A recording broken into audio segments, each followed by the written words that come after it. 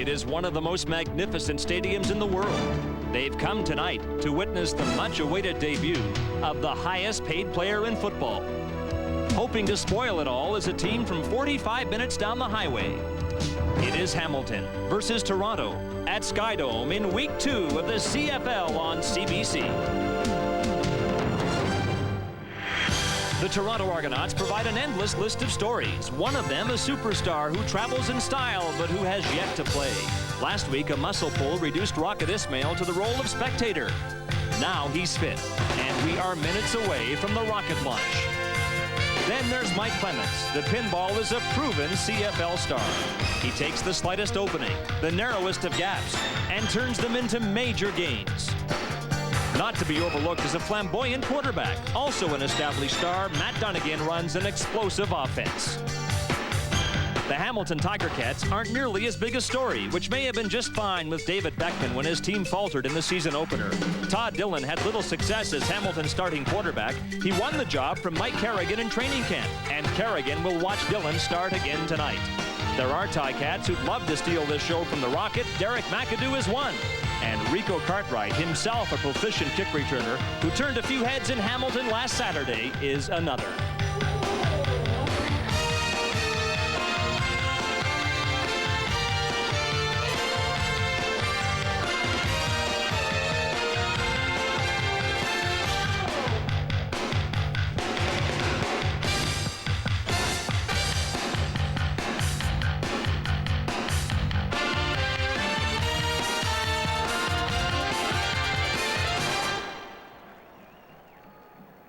The new owners of the Toronto Argonauts have been telling fans in this part of the country the Skydome is the place to be when the Argonauts are at home, and that would appear to be the case tonight, as it seems everybody who is anybody is at the Skydome. There are the owners, Bruce McNall, John Candy, and in the center of the picture, Wayne Gretzky. They'll take part in the pregame festivities along with Jim Belushi. Dan Aykroyd is here, Jeff Healy. It seems the list goes on. The lineup goes something like this: a movie star to entertain at halftime, a recording artist to sing the national anthem, and in between all of that, yes, folks, there is a football game at Skydome tonight, not without its star quality, as we finally get a chance to see just how good Rocket Ismail is. And standing by in the broadcast booth now to describe the proceedings as Toronto engages Hamilton are Don Whitman and Joe Galat. Thanks, Scott. Hi, everybody. Well, the much-publicized countdown to the rocket launch continues. And Joe Galat, is there any way that this Notre Dame star can live up to all the hype and all the publicity? I don't think there's any way he can live up to that, because he's not as big as John Candy. He can't skate like Wayne Gretzky, but he's got great football skill. This is the pros. He has to play against people who shave, have children. It's going to be tough. It will be a new experience for the Rocket. His first game in Canadian football, his first game of professional football. Adam Rita, the coach, said tonight he anticipates that the Rocket will handle the ball perhaps 10 times, and he looks for him to put the ball in the end zone, maybe even 3 times. The Hamilton Tiger Cats would dearly love to put the football in the end zone 3 times. They only put it in the end zone once last week against Winnipeg, and that was on a punt return. Todd Dillon is the starting quarterback. Are you surprised that he's directing the attack for the second game in a row? Really surprised that Todd Dillon beat out of Mike Kerrigan. Mike Kerrigan won the Grey Cup, and you know, he's an experienced guy. Todd Dillon has had a good preseason, and that's why he's there.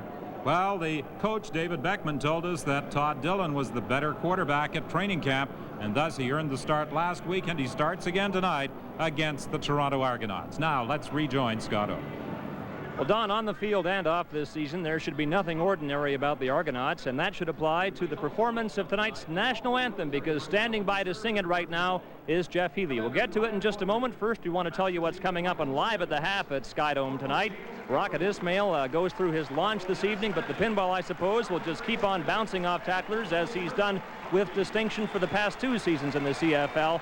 Michael Clemens will be with me live on the sidelines on Live at the Half. I said there'd be a star performing at halftime. He is Dan Aykroyd, who will assume the role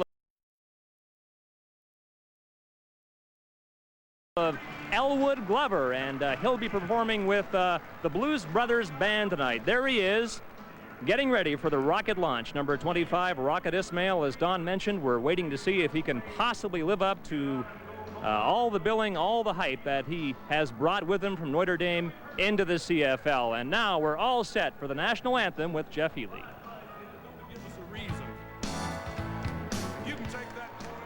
Ladies and gentlemen, would you please rise and join BMG recording artists, the Jeff Healey Band, in the singing of our national anthem.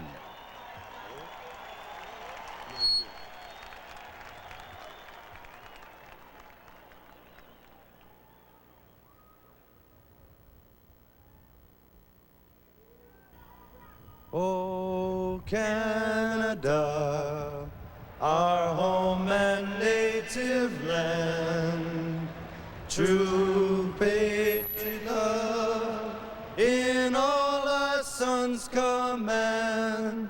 With glowing hearts we see thee rise, the true north strong and free. From far and wide, oh Canada, we stand on guard for thee. God keep our land glorious and free. Oh Canada, we stand on guard for thee.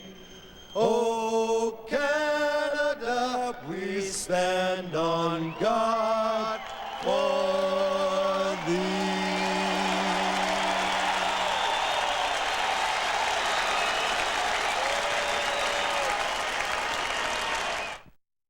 A 1, 2, 3, 4.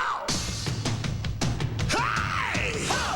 Who knows it's got that air thing? No shoes. Who knows it? Stop! This is ridiculous. I'm an athlete, not an actor.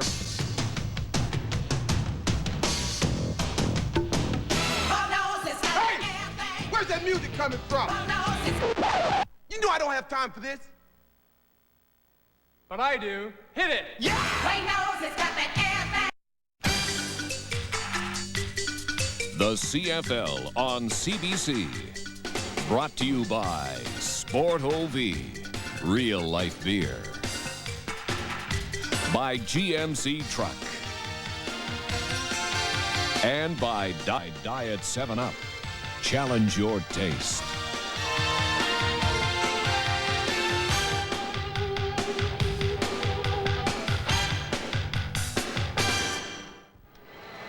Welcome back to the Sky Dome. They have just performed the ceremonial kickoff. All three owners of the Argos, John Candy, Bruce McNall, and Wayne Gretzky, had a ball on a kicking tee, and all three performed the official opening kickoff. Paul Osbaldiston getting set to start the game. He indicated he would be kicking the ball to the Rocket. He said, I know what Clemens can do. Let's find out what the Rocket can do. And we'll find out as he takes the ball at the 10. Still on his feet.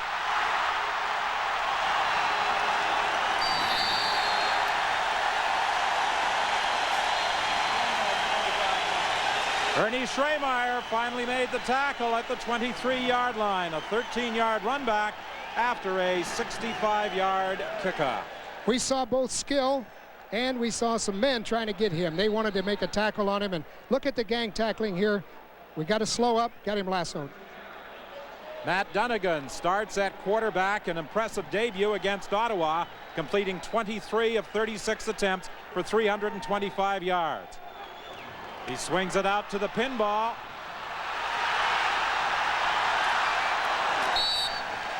He will have a gain of 9. Todd Wiseman from his safety position came over to make the stop on Mike Clemens, who had 261 all-purpose yards last week against Ottawa. Quite a debut for the pinball. Tuanau Alapate, who last year was with the Saskatchewan Roughriders, came over to make the tackle. Mike Clemens is a good receiver. He can do it all when Matt Dunnigan delivers the ball to him, but watch for Darryl Smith. Kelly, the ball carrier for the first down, out to the 39-yard line, and it will be 1st and 10 as Grover Covington came over to make the tackle. Grover Covington just made that last tackle, and he's the active guy up front. They're going to have a good game out of Peter Gustopoulos, and Gary Wilkerson at the corner is going to have to hold up against some really good wide receivers. Not the least of whom will be the Rocket. He is not out there for this offensive set. He will be alternating at that wide-out position with Trumaine Johnson and Jeff Boyd. The handoff to Keith Kelly, and Pete Giftopoulos from his middle linebacking position came over to make the tackle and limit the gain to about 8 yards. Kelly had a big hole, and it looked like he might go for much more, but Giftopoulos, who has been moved to the middle this year from outside, came over to make the tackle. Chris Schultz and Bob Skemp were leading the way. You see, Peter has a tough time at the middle linebacker position, coming over to Phil. Good up front blocking. The big guys are doing a good job. On second down, Kelly again, and Kelly will be very close to the 50. Peter Giftopoulos, the middleman, again made the stop.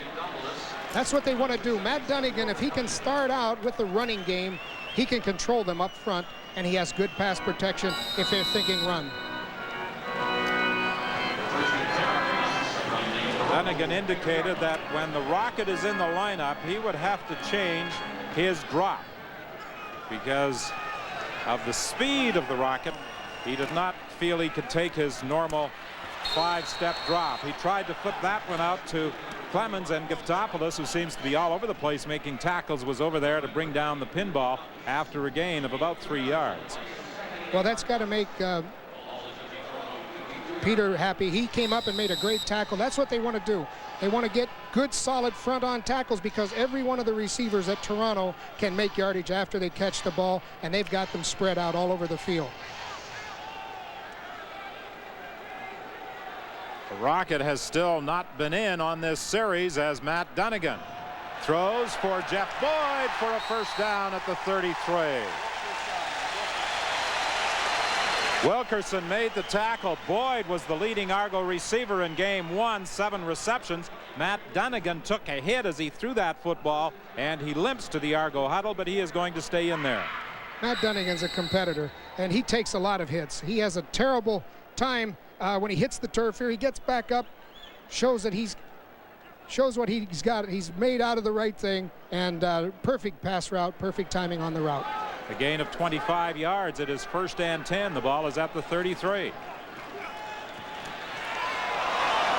Dunnigan's pass for Boyd, and he could not hang on in front of Wilkinson. It was a high throw.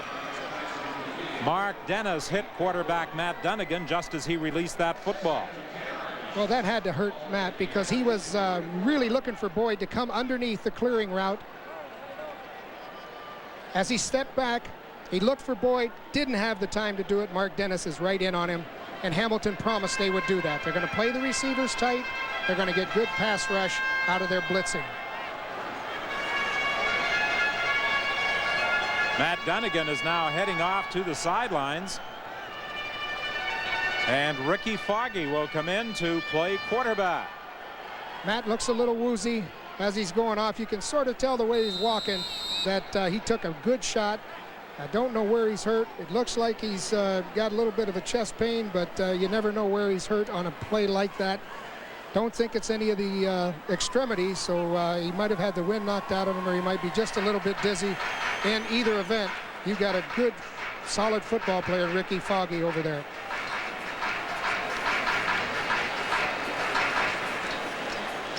Ricky Foggy came in replacing Dunnigan last week against Ottawa when Dunnigan was poked in the eye.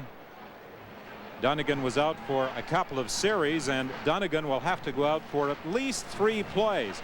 Now, he appeared to be favoring his right leg on 2 plays back when there didn't appear to be any heavy contact with him, but he may have pulled something as he attempted to avoid contact. He stayed in for the last play, but now has opted to head to the sidelines. How would you like to be addressing the ball as a golfer, and anytime during or after the swing you get hit by any one of 5 250-pounders, it would affect your swing? That's what happened to Matt Dunnigan. He was concentrating on delivering the ball. I think it may be the bad knee that he had suffered from last year. At any rate, Ricky Foggy comes in. It is 2nd and 10. The University of Minnesota product directing the attack, as he did for much of last season when Dunnigan was injured. Clemens makes the catch down at the 10-yard line.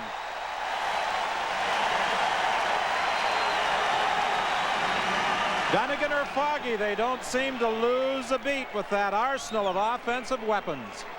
Foggy shows great touch. What Ricky's trying to do is to dump it in over the receiver's head. This is a very difficult pass to throw. He puts it perfectly in the position to complete the ball. What a great throw.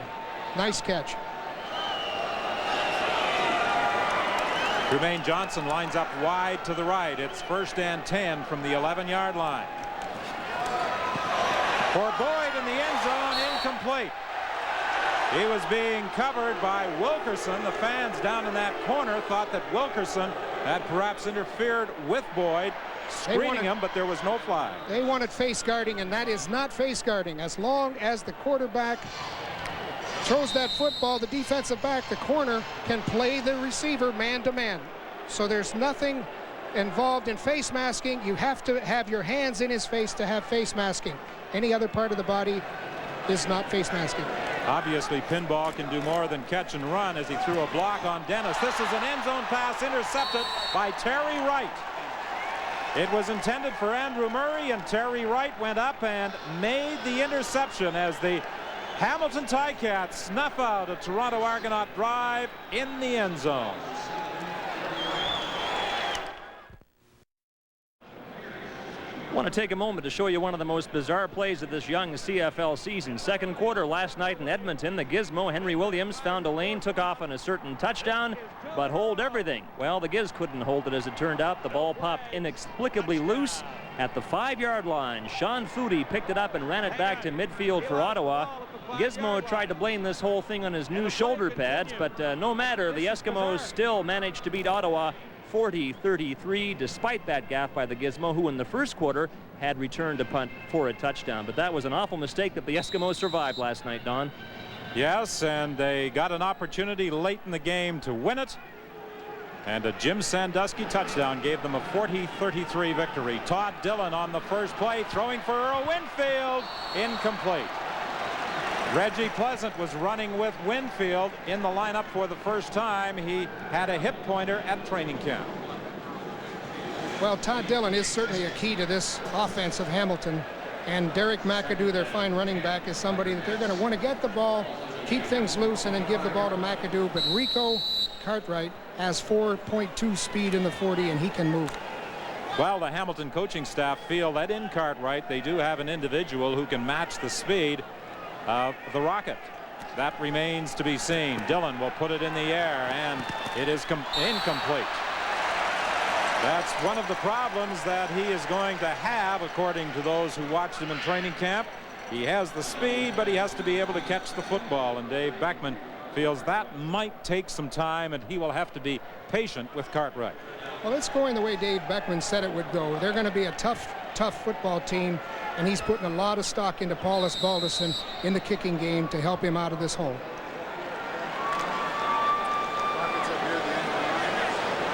Clemens is back. The Rocket has moved up to the line of scrimmage. They may try to utilize his speed and try and get him through to block this punt. Osbaldiston gets the kick away, and this chases Clemens back to his own 30-yard line.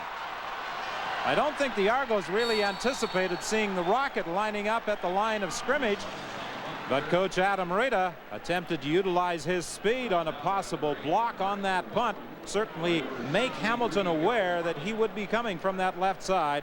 Clemens on the return was limited to a 5-yard run back after that 53-yard kick, and Ricky Foggy continues at quarterback. Well, Ricky Foggy's got the tools out there. He's got great speed at the wide receiver positions. He'll flank out the running backs. They'll go with 6 receivers this time. Ismail is in there as a wideout. Will they run the streak pattern? Don't be surprised if they do. But Foggy is going to run the football, and Foggy is stopped by Corus Irvin as he attempted to go around the right side. The Rocket was flying down the left side of the field, and Gary Wilkerson was trying to keep pace with him. I didn't see them hit the Rocket like they said they were going to, and I think they're going to change up with him. They'll do some rotation into that wide side of the field and try to double cover on him. Well, something that Hamilton said they would do is try and bump the Rocket at the line of scrimmage, throw him off his pass routes. This time he lines up on the right side against Irvin.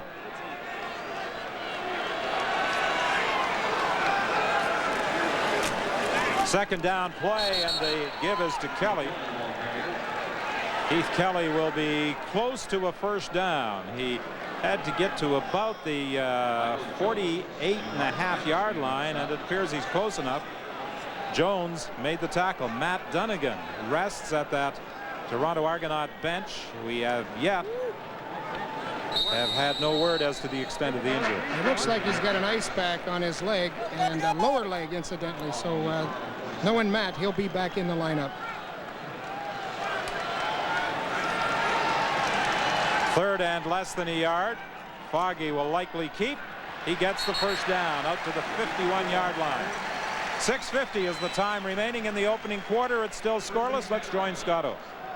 All right, Don, I just had a word with Matt Dunnigan. The problem is that on the first or second offensive play of the game, he felt something pop in his left calf. He thinks he's pulled something.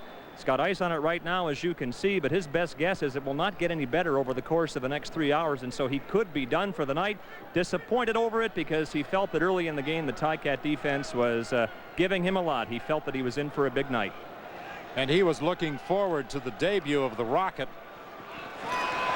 And so are the fans as the Rocket can't hang on to the throw down at the 25-yard line as Todd Wiseman from his safety position came over to help out cornerback Corus Irvin, who was defending against Ismail. Well, the Rocket can run. There's no question. Look at the smooth athlete that he is. But the first time he went out for a pass pattern at Notre Dame, it was a touchdown. This time it was a wake-up.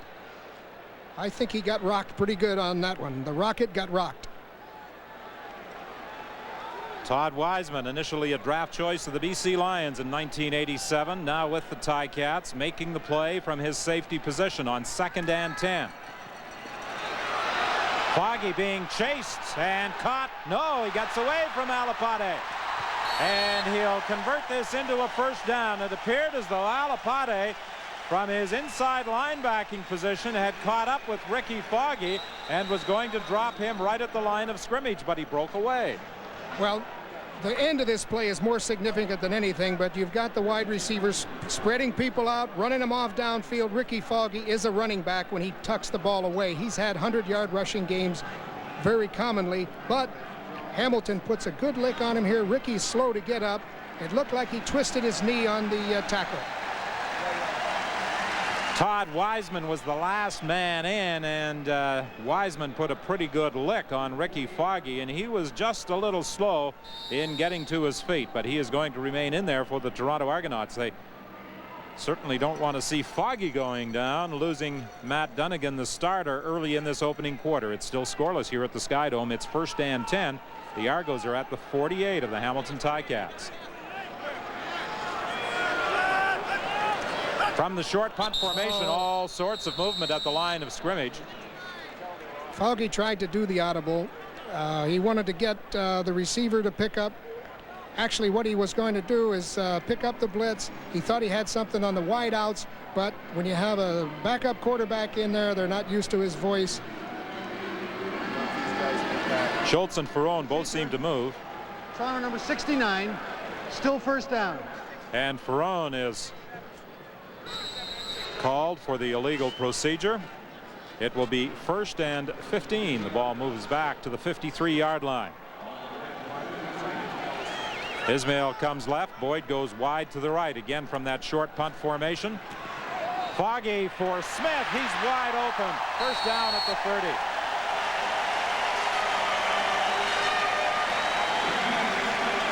Darrell K. Smith from Central State, he knows how to run a route. Well, watch Darrell sell the receiver on his pass route. He sold him to the inside, did a swim technique, and broke back to the outside before the safety can come over and help out. Well executed play. Got them out of the hole on 1st and 15. He was the leading receiver for the Argos a year ago. Tied a league record with 20 touchdown receptions. Had a touchdown in the season opener in that 35-18 victory over the Ottawa Roughriders. 1st and 10. The draw play with Clements. He loses the football. He was fortunate that he got it back at the 29-yard line. Ramel Andros and Mark Dennis were there to make the tackle. That seems to be the problem with the backs that have that great ability, the wide angle ability. Clements has great movement, but what he does oftentimes, he's pumping the arms, and when he pumps the arms, that ball isn't secure on the points. Consequently, he put it on the ground, just like he did last week. He had quite a few fumbles last week. Fortunately, he has the athletic ability to recover his own fumbles. 3:54 remains in this opening quarter. Let's bring in Scotto. Well, Don, here is part of the money behind the Toronto Argonauts. The great one needs no introduction. I know you're a sports fan, but how does it feel when you have money on the line? Serious money. Well, I think we're all excited about the night, and I think that we're all excited about the future. You know, Mr. McNall has really put a lot of time and effort, not to mention money, into making and hoping this works. And I'm just excited to be part of it, and I'm happy to be here. Like the Rockets so far? Yeah, you know, everybody's a little nervous, and obviously they're covering a little tough right now. But, you know, once he gets his feet wet and once he gets going, I know what it's like to be nervous. When's the last time you had skates on as you get ready for the Canada Cup? Well, probably the last time I had skates on when we lost to Edmonton. But I'm not one to skate much in the offseason, but I'll be ready for the Canada Cup. Thanks for your time, Wayne. Enjoy the rest of the game. All right, thank you, Mayor Scott. Back to you, Don. John Ray Baker is the injured Hamilton player being assisted to the sidelines. Jeff Croonan will take his spot on the defensive line. John Moten has moved into a linebacking position, replacing Tuanao Alapate. They anticipated about 40,000 would be in attendance for tonight's game.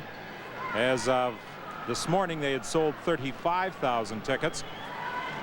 The marketing people didn't anticipate any miracles for the opening game. They felt that the turnaround of the Argo fortunes at the box office would take time. If they got over 35,000, they felt it would be a fine start to their home season. Looks like over 40,000, and I think the biggest play of the game so far was the kickoff. 3 celebrities out to kick the ball, and the crowd really enjoyed that. All 3 owners participated in that opening kickoff, as we mentioned, and they remain on the sidelines watching the action. And it does appear as though there could be in excess of 40,000 at the Sky Dome for tonight's game. Obviously, they would like, and the Canadian Football League would like, to see all the seats filled for every home game the Argos play.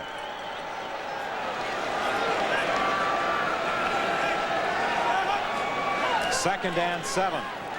Foggy with time. Now he's under pressure. Gets the pass away to Smith. Smith laterals it off, but the whistle had gone. The play was ruled dead at the 25-yard line. Skemp was saying, thank God the whistle blew, because he was, you know, linemen hate to run. Offensive linemen just don't want to run. And Bob Skemp was out there, and he was the most surprised guy. Pretty good pressure on the quarterback here. Ricky Foggy is in the grass, but they don't have that rule in Canada. And watch Ricky throw the ball alertly to Darrell Kay. Darrell Kay alertly throws the ball to Bob Skemp, and he said, hey, I don't want it. They don't like to run that far. They like to run about 5 yards and block somebody. It's going to be short of a first down by that much, with 3:08 remaining in this opening quarter. And there's little doubt that the Argos will go after it. Ricky Foggy taking over from Matt Dunnigan, who was injured early in this opening quarter. It's still scoreless, Hamilton and Toronto. Last year, Toronto won all 3 games by rather lopsided margins, 41-29, 39-16, and 60-39. That 60-39 game was the coaching debut in the CFL of David Beckman, who replaced Al Bruno after the Ticats had lost 6 games in a row. You see them spread everybody out. Ricky Foggy just takes the wedge and the quarterback sneak, but he's looking over the defense and seeing how they defend the receivers that are spread out. I wouldn't be surprised on a short yardage to see him go for a big play. Although they haven't scored in this opening quarter, it's been all Toronto. 8 first downs. Their initial drive snuffed out by an end zone interception by Terry Wright. Here's pressure from the backside, picked up. The pass to the end zone. Stopped at the 1-yard line. The pinball could not bounce in. He tried to get away. John Moten was over defending against him, and he was stopped at the 1. What Ricky Foggy sees is that he's got a great quarterback, a great receiver in Clements, and as Clements bent through the outside, he broke away from the receiver just in time. Nice delivery by Foggy, low and away from the defender. First and goal, and Foggy dives in. Penalty flag on the play.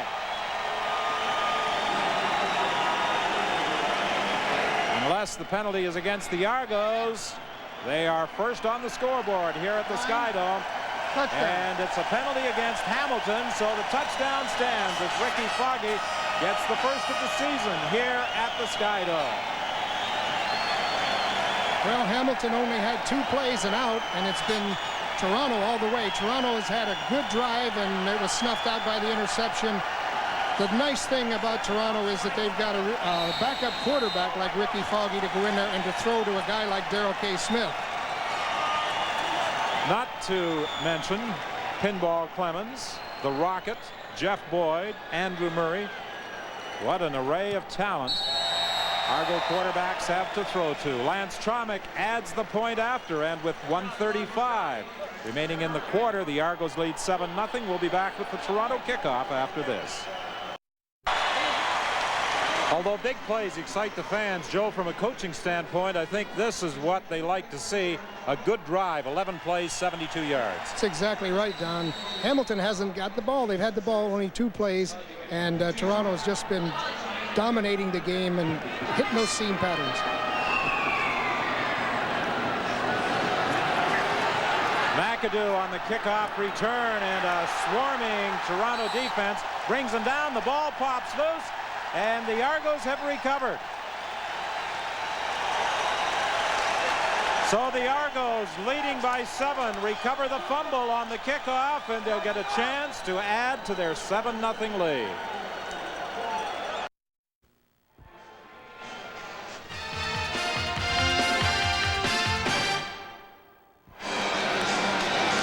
Gaines, who played at Vanderbilt and joined the Argos as a free agent in September of 1989, appeared to cause that fumble as he comes in on Derek McAdoo, and may have got his helmet on that football as he brought McAdoo down. At any rate, it was a fumble, and the Argos recover. They have totally dominated this opening quarter.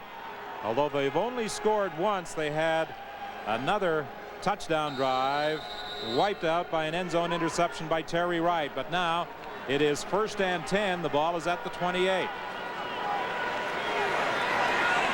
Jermaine Johnson is wide right. Ismail on the left side. Foggy over the middle. Darrell Smith. Touchdown.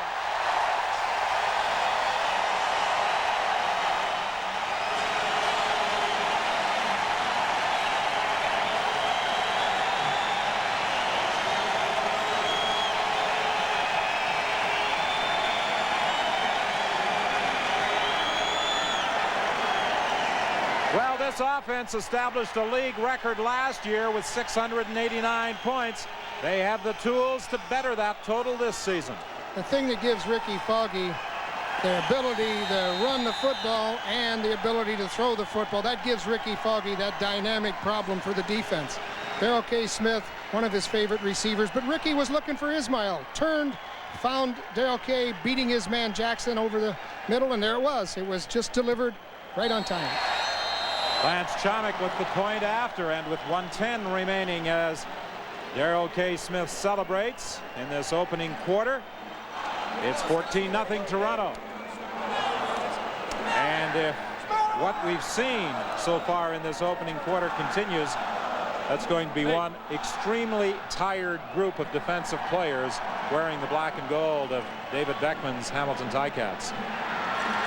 Darrell K. Smith has that long, rangy ability, and he's deceptive in his route. He uses a weave route. The defenders never know where he's going to be, and this time he wasn't anywhere but straight down the field and made a nice reception.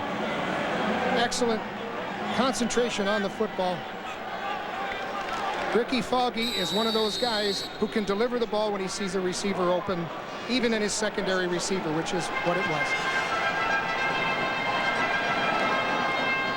Wally Zatilny watches the kickoff bounce out of bounds, so the Argos will take it 5 yards back and do it again.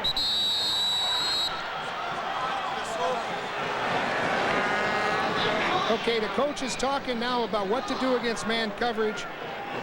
What they're going to see is A lot of man coverage, it looks like, so that they can get some extra pressure. They're going to try to send the backers and cover with the defensive backs. Dave Beckman said they were going to hit him hard. Adam Rita said you're going to have to catch us to hit us, and that's what he's telling them right now. 6 receivers spread out. The running backs actually are receivers.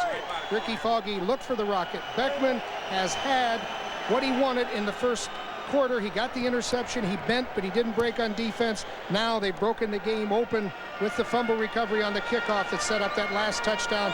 Beckman knows that they've got to get things going now. They've got to get down and get a score to stay in this ball game. This time, Melissa kicks off from the 30-yard line. Cartwright takes the ball. And Cartwright is surrounded back at the 26.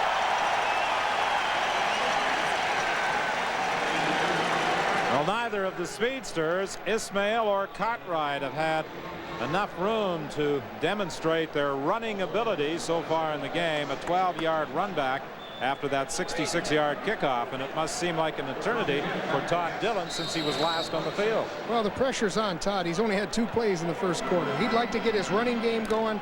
He'd like to do some possession passing, some quick outs, and maybe a fade if they roll up on him. Well, the Ticats use 2 Americans at those running back positions.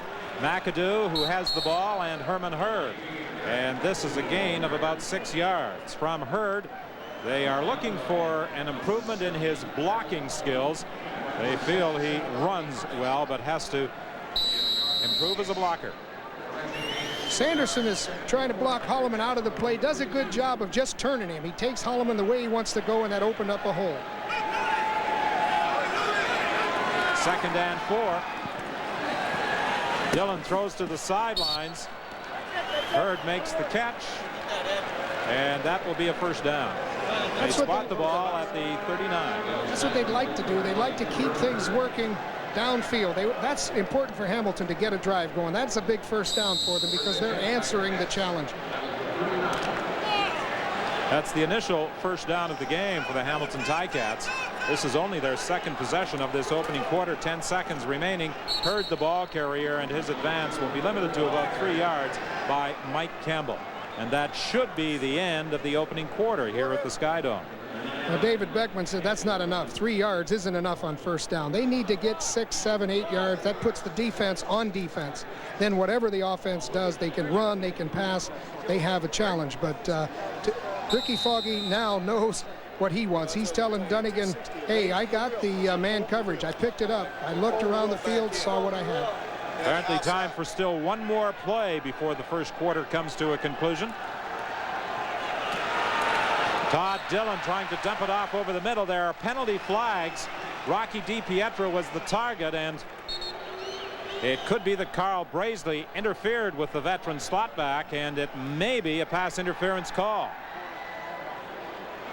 They saw the blitz coming. Todd Dillon knew what he had to do, and he loves to get Rocky DiPietro as tight end when they have a blitz, and they had the halfback blitz coming up. He delivered the ball, but unfortunately he was hit on the arm and the ball went away. Forward pass interference. Toronto number 7. First down.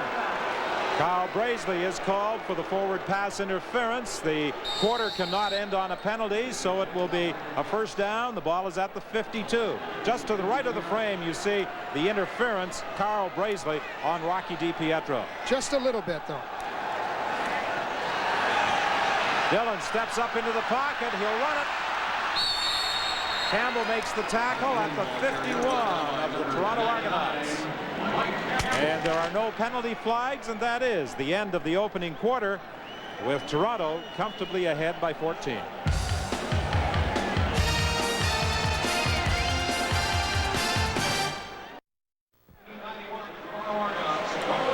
Well, that opening quarter didn't go the way David Beckman had planned. His theory was, coming into the game, that the Ticats had to keep the ball out of Matt Dunnigan's hands. Well, they kept it out of Dunnigan's hands. He was injured, but Ricky Foggy did quite a job.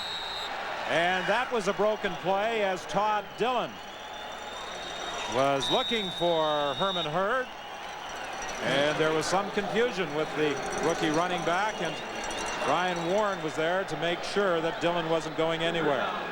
12:34, the time of possession. That pretty much tells the story of that opening quarter. And look at the stats as they favor the Argos, leading 14-0. And the bad news isn't over for Hamilton yet. If this ball isn't close to the sideline, Michael Clements will have some room. Again, here comes the Rocket. He was looking to block it, and Osbaldiston got it away just in time. Good downfield tackling by the Ticats as they surround Michael Clemens back at the 14-yard line. That time a 37-yard kick. Todd Dillon appears to have injured his wrist as he is being examined at the Hamilton bench. So it could be that both starting quarterbacks are going to be on the bench. If he's hurt and can't continue, coming into the ball game will be Mike Kerrigan. This was the Rocket lining up on the line of scrimmage, trying to get through to block this Osbaldiston punt, and Ken Avrere just threw him off his intended route. Well, that's a $6 million man on the suicide squad. Ismail lines up wide right. Foggy's going that way. He has to wait for the ball and makes the catch, and listen to the roar of the crowd.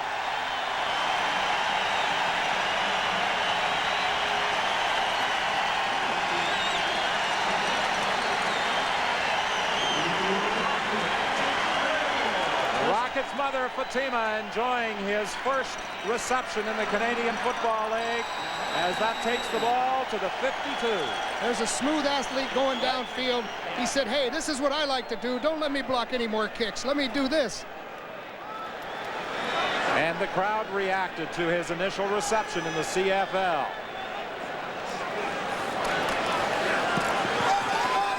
This time it's Darrell K. Smith out at the 36. Terry Wright made the tackle, but another first down. The value of having Rocket out there, they like to roll the coverage, and what that does, it opens the umbrella for Darrell K. Smith and for Andrew Murray, the inside receivers.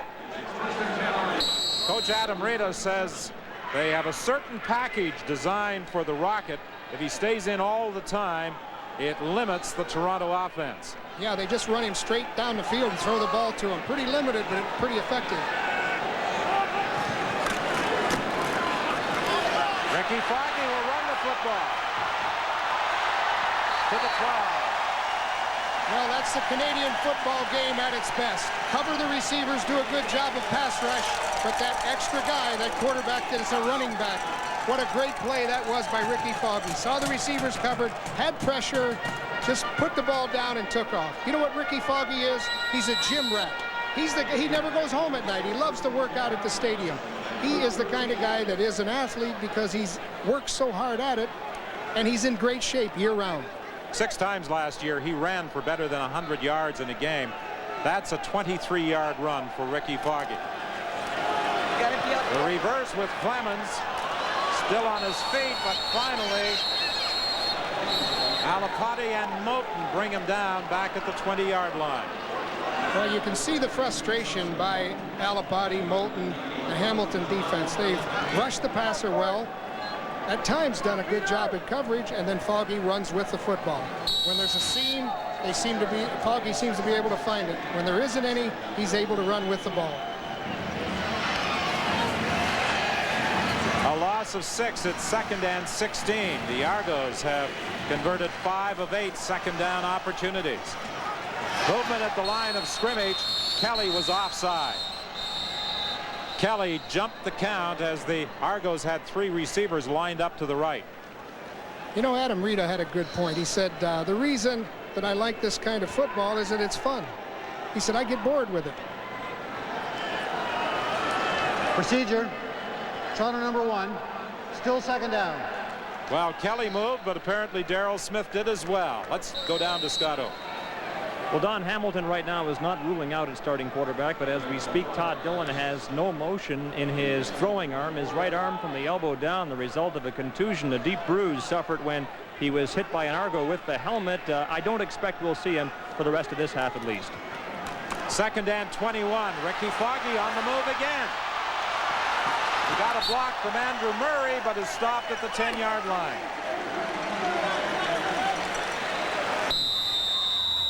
Ricky had to wait. When he dropped back, he had a crossing route, which is great against man-to-man coverage. He was waiting for pinball to open up, felt some pressure, and he started to run with the football, and he has been the difference, scrambling. They've done a little better job of coverage, but it hasn't gotten them anything more. Lance Chomik this season 4 of 4. He will try and maintain his 100% field goal kicking standard. This is his first of the night, and it will be a field goal try of 17 yards.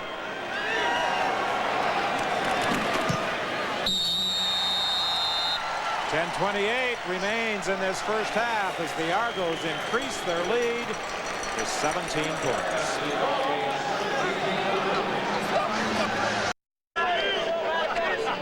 Well, the Argonauts were a pretty loose group at practice yesterday.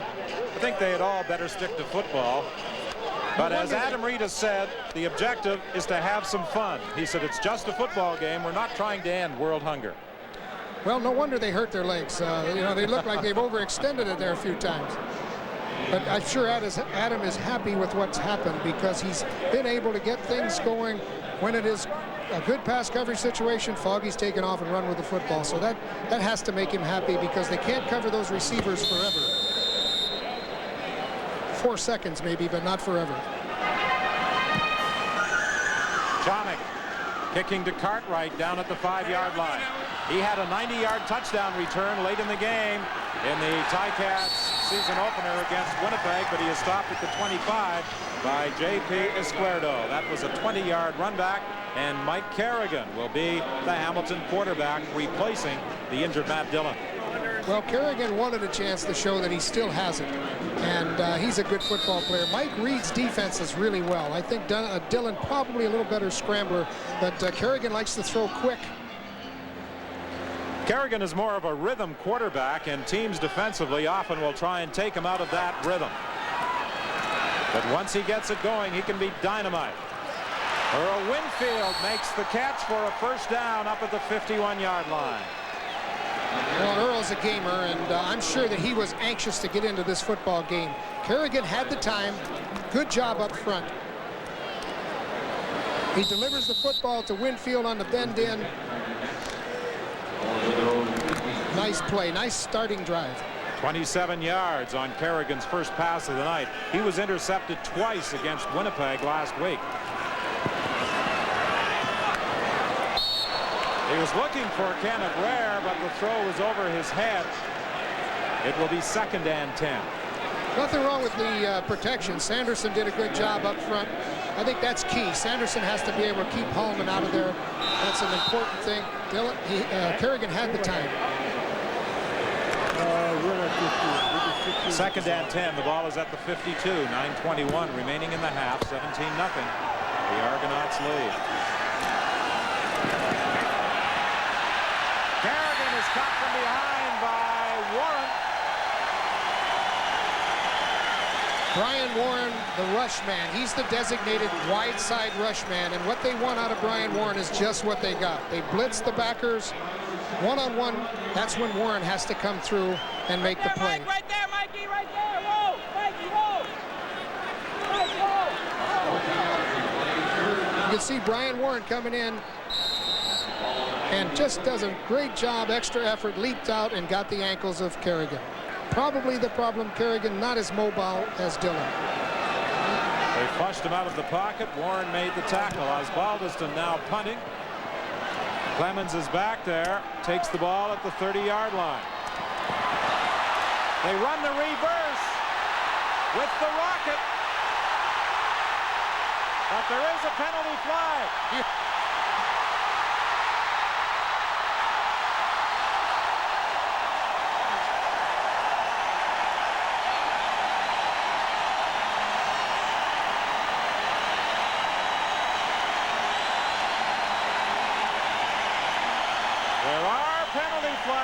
Back at the 30-yard line. Well, if there was only one, it would have been a face mask, but it looks like there are two flags down, so it could be illegal block. No, it's face mask. It'll going to stand. It will stand.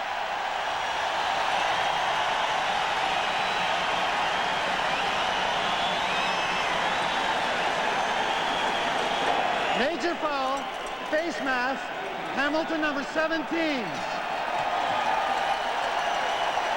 Kenneth Rare is guilty of the face mask call. And with that great return by the Rocket, 78 yards, the ball is now moved to the 2.5. It's 1st and goal. That was why they were setting it up, having the Rocket rush the punter. That didn't make a lot of sense, but when you can run the reverse back, that made sense, and that's why he was up rushing the punter, so they could set up the reverse. Nice play. 1st and goal. Foggy trying to get in there himself. He was running the option with Clemens. He was caught by Peter Giftopoulos. Well, Ricky didn't like that at all. I think what he wanted to do was to get the pitch on the option play. They played it perfectly. They played both the quarterback and the pitch man. The big hand going up, of course, is for the Rocket on that reverse play. So the fans, they love it. They like that reverse. Well, they want to see the Rocket touch the football as often as possible. It's 2nd and goal from the 4. Over the head of Boyd, covered by Wilkerson. Wilkerson did a good job. He had great position on him, and Ricky tried to dump it in, but the sideline got him first. Raghib last week against the Ottawa Roughriders could do no more than stand on the sidelines and cheer on his teammates. But he has been fleet of foot tonight on both a reverse on a punt return and as a receiver. So he has made his contribution so far in this game. I think the fans have seen what they had hoped they would. The Lance Chomick field goal out of the hold of Andrew Murray with 7:34 remaining in this first half makes it Toronto 20, Hamilton nothing. It's been 2-3 minutes since we've had a celebrity on at the Sky Dome, and Super Dave Osborne of Super Dave Osborne Show fame is with us now. Super Dave, do you make as much for the stunts you do in that program as the Rockets making tonight? No, but I paid $1 a stunt. That's all I want. If I ever complete one, then it's a whole new contract. And Dave, is there any way that I could get on that show? Absolutely. We're going to be talking to you at halftime, and we'll see what we're going to do. We're planning a stunt later on in the year when Detroit comes to town. I'm going to be dropped through the roof, and I'll land on Cecil Fielder.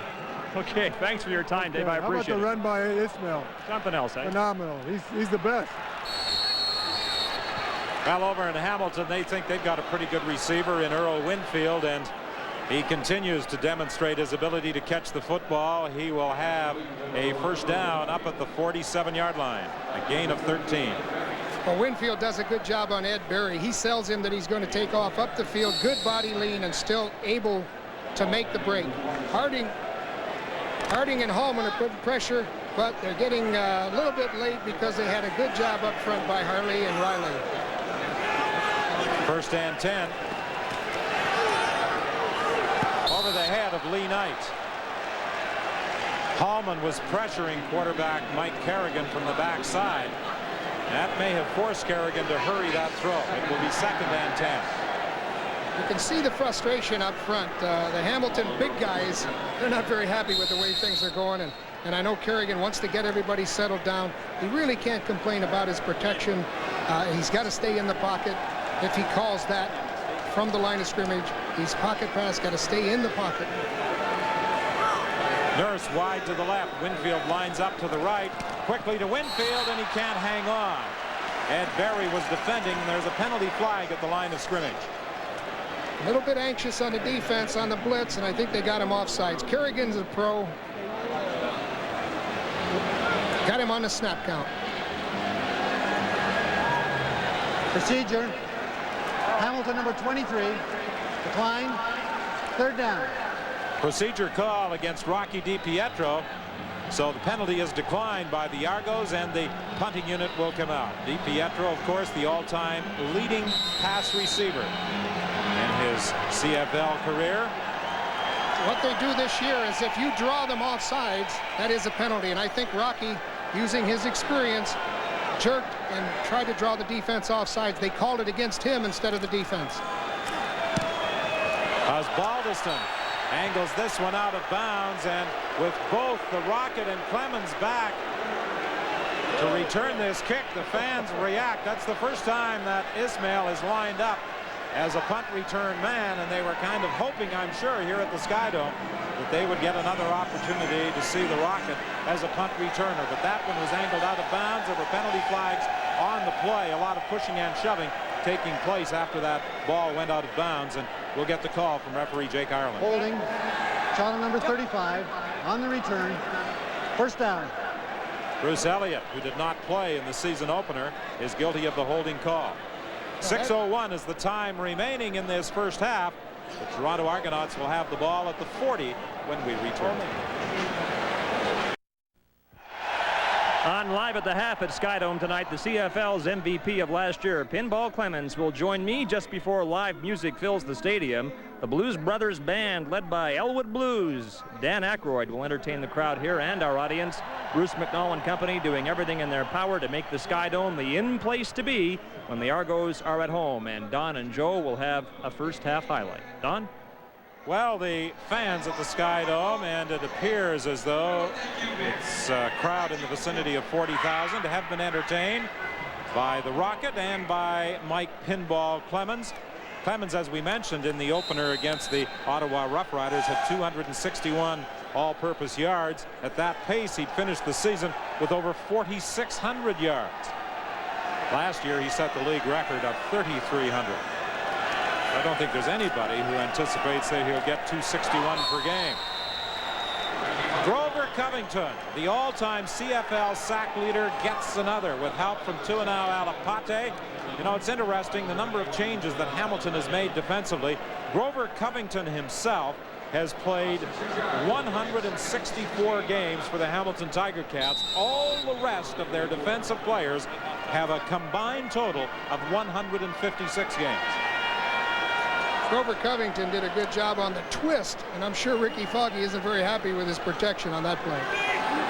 That takes the ball back to the 34. 5:09 remaining in this first half. Penalty flag. It's maybe a time count violation against Toronto. Ricky Foggy was very close to using up all 20 seconds on the clock before launching the play. Normally in this situation, Time count violation. Toronto number 14. Still second down. they're trying to give Rocket some instructions in the huddle, trying to help him out, trying to coach him up as they break the huddle. That took too much time, and Foggy was at the line of scrimmage and the clock ran out. Second and 21 now. The ball is back at the 29. Three receivers wide to the left. Foggy won't get a chance to throw. Good pressure by the Ticats. This is something they wanted to do in the ball game, is put some pressure on the Toronto quarterbacks. They anticipated that it would be Matt Dunnigan, but he was injured early in the first quarter, and that time Michelle Jones and Ramel Andros, with help from Grover Covington, forced Ricky Foggy to the turf back at the 25-yard line. Well, they bumped the receivers. The plays that were opening up the seam took away the outside receivers now. They went cloud coverage on both sides, which meant the defensive backs came up tight on the wide receivers. Foggy had no time to get rid of the football. Zatilny and Wiseman are back for this Hank Olisic punt. Lance Traumick kicking the football. And he shanked that one out of bounds at the 53. A 28-yard kick. Now Lance Traumick handled the previous kickoff for the Argos, something that Hank Olisic normally does, and he also punted the ball, so perhaps Olisic has some physical problems. Well, if Hamilton's going to get back in the football game, they got to do it now. Traumick gave them the opportunity with the short kick. They're at midfield, good field position. They've got to get a drive going and get some points on the board. First and 10 from the 53. McAdoo, the ball carrier. Good hole, and McAdoo gets inside the 35. Stopped by the safety, Chris Munford. Well, that was a great job of blocking up front. They opened up the hole, and McAdoo has that spurt. He's got that ability to get through into the secondary at full speed. He did a nice job of breaking off of the free safety as well, and Brazeley came over to make the hit. A 20-yard gain, first and 10. The ball is at the 38. 33, excuse me. This is Herman Hurd, but he is going to be stopped right at the line of scrimmage. Campbell and Gaines made the stop. Bruce Elliott is the injured Toronto Argonaut. This is a big play on this drive. It's a big play for Kerrigan to get this, to convert this first down. He needs about 8 yards to go, and I wouldn't be surprised to see him look for DiPietro coming across.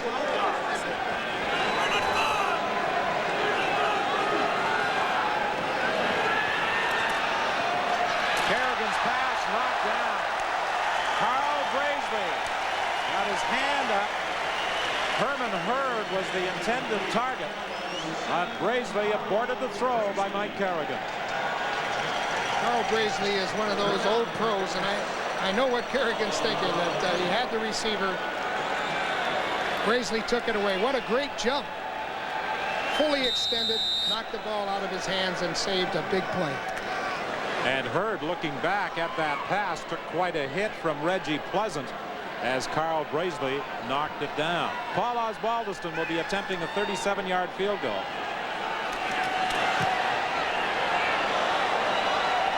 It's good. So with 2:50 remaining in the half, the Hamilton Ticats are finally on the scoreboard. The Argos lead by 17. Well, the Argos have dominated. They lead 20-3. And the time of possession overwhelmingly favors Toronto, and they'll get another opportunity to add to their 17-point lead. And there's a buzz of anticipation as the Rocket takes it at the 15.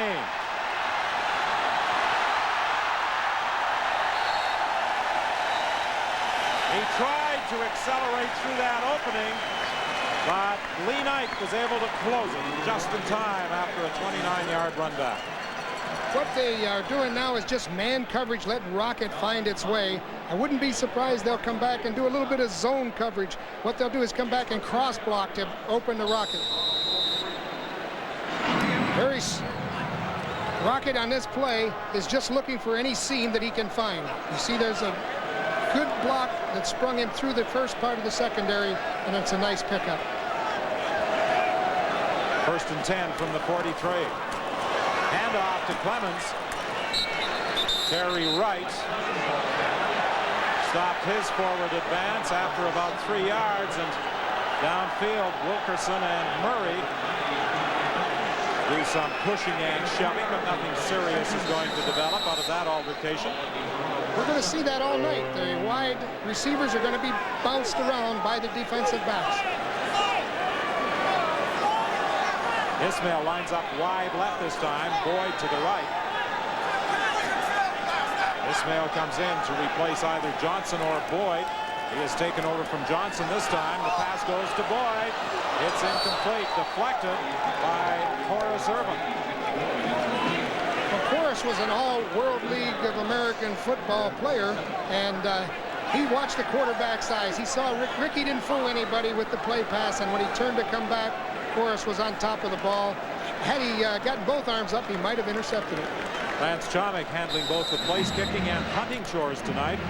We understand that Hank Halisic has pulled a hamstring, so Chomik will also do the punting, and his last was a short one that put the Ticats in scoring position. This one is better. It bounces for Steve Zatilny, and immediately he is caught over on the far side of the field by J.P. Esquerdo. J.P. has made a lot of hits tonight. We've been hearing his name often, and he's one of those guys that likes to get down under the kicks and not afraid to mix it up.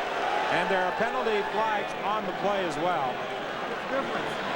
Esquerdo is a player that Adam Rita saw at the University of Calgary when Rita was coaching at UBC. And he felt that there had to be a spot somewhere in the CFL for this young man, and he has found employment with the Toronto Argonauts. Always a spot for a guy that will give you 100% effort. Esquerdo, a 3-time All-Star in the CIAU. Toronto number 70. Objectionable conduct. Toronto number 1. First down. No yards against Hallman, and the objectionable conduct against Darrell Smith. So that's a big penalty, taking the ball up to the 52-yard line. Wherever you're looking in this evening on the CBC television network or in the United States on Prime Ticket, we hope you're enjoying the action from Skydome. 2:03 remaining in the half. Toronto leading Hamilton 20-3. A reverse with Cartwright. Darryl Ford, the linebacker, stopped that right at the line of scrimmage. Cartwright didn't have the room to get to the outside and utilize that 4.29 speed, and Darryl Ford cut off any attempts he may have had at going up the middle.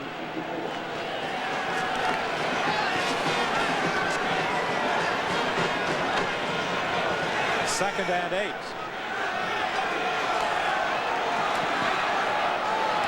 Winfield makes the catch, gets away from Pleasant. He avoids Graisley, but he can't escape Don Wilson, who brings him down at the 27. Well, that looked like the Rocket, didn't it? Winfield did a good job on the pass route. That's what Beckman said he wanted. Coach Beckman wants a more precise move by the receivers. The ball is delivered. Made one tackler miss, and he's got extra yardage. A gain of 28. First and 10. Kerrigan over the middle for Hurd. He hangs on. No, they rule incomplete. I have to assume, and we'll probably see it on the replay, that as he was coming down, that ball was loose. Well, Chris Mumford is what you would call a center fielder. He's the goalie back there, and what he did is knock the ball loose. The goalie saved the goal. Graisley pulled the ball away from him just as he was coming down. And it will be second and 10. Munford had a career game against Ottawa last week. 3 interceptions. Rocky DiPietro, touchdown!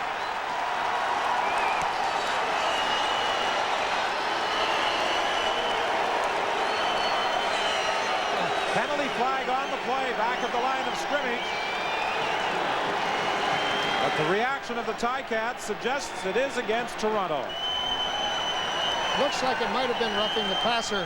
What a big play. Shot on number 21. Decline. Touchdown.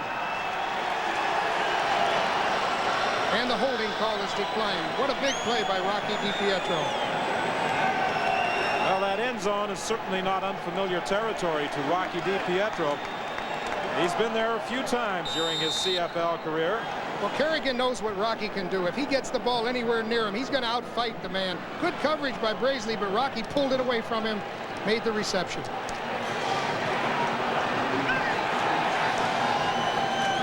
The point after by Paul Osbaldiston, 1:07 remaining in the half, and that will give the Hamilton Ticats a big lift heading into the dressing room.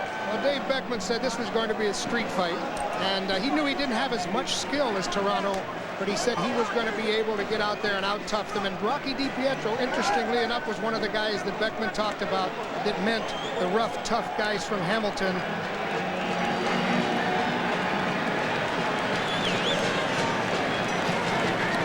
You can see what Kerrigan's looking at. He sees single coverage, knows that he's got a reliable receiver to the outside, delivered the ball, and Rocky pulled it in. It's the tough guys against the skill guys tonight. Well, those 2 penalties on the punt return gave the Ticats excellent field position, and in just 4 plays they moved 58 yards for the major score. And it was the veteran Rocky DiPietro combining with Mike Kerrigan for the touchdown.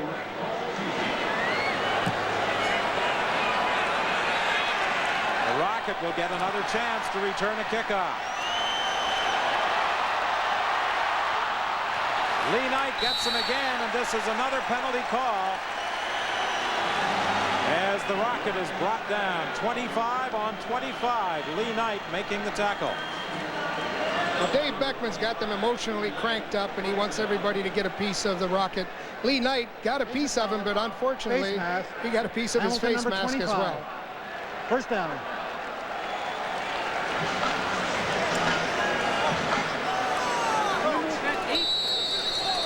The ball comes out to the 50-yard line as we see the Rocket on this kickoff return, looking for the blocking to develop, trying to cut inside. Here comes Lee Knight. There goes the hand on the face mask. 1st and 10 from the 50-yard line.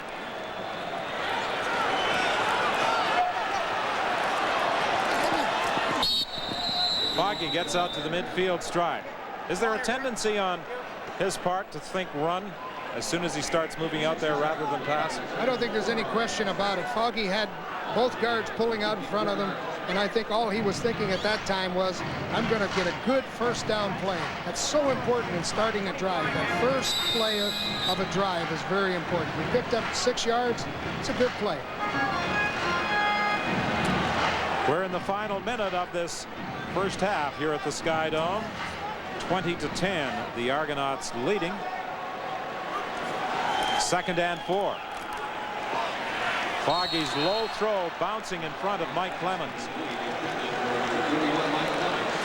Well, the big guys up front, Matt, he would love to be out there. He'd love to have those big guys blocking for him, but it's eating him up inside. Injuries last year limited his playing time with the Argonauts to 8 games. Hopefully, the injury he suffered in this first quarter will not be a serious one and keep him out of the lineup for any length of time. He said last year he felt pressure to get back into the lineup a little too soon, and as a result suffered a recurrence of the injury. That's the kind of guy he is. He's such a competitor. He wouldn't wait to heal. He went back in too soon and hurt it further. Good kick this time by Chomik. Zatilny takes it at the 15. Zatilny is hauled down at the 26-yard line by Darryl Ford. 38 seconds remaining in this opening half. That was an 11-yard run back. Here's Scott. Don, once again, we want to remind our audience that coming up on Live at the Half, Mike Pinball Clemens, the CFL's MVP of last year, will join me live on the sidelines. The Blues Brothers Band, led by Elwood Blues, known to most of us as Dan Aykroyd, will perform live at the Sky Dome. We'll have them on Live at the Half, and we look forward to the highlight that you and Joe select on. Well, there have certainly been a lot of offensive highlights in this opening half. 20-10 is the score. Kerrigan, draw play with Hurd. He fumbles the football, but managed to get it back. The Ticats were fortunate there. Hurd lost the football, but did get it back. That would have been the worst possible scenario, to turn the ball over in your own 20-yard line with seconds to go in the game, or in the half, because they know they're going to give them at least a field goal.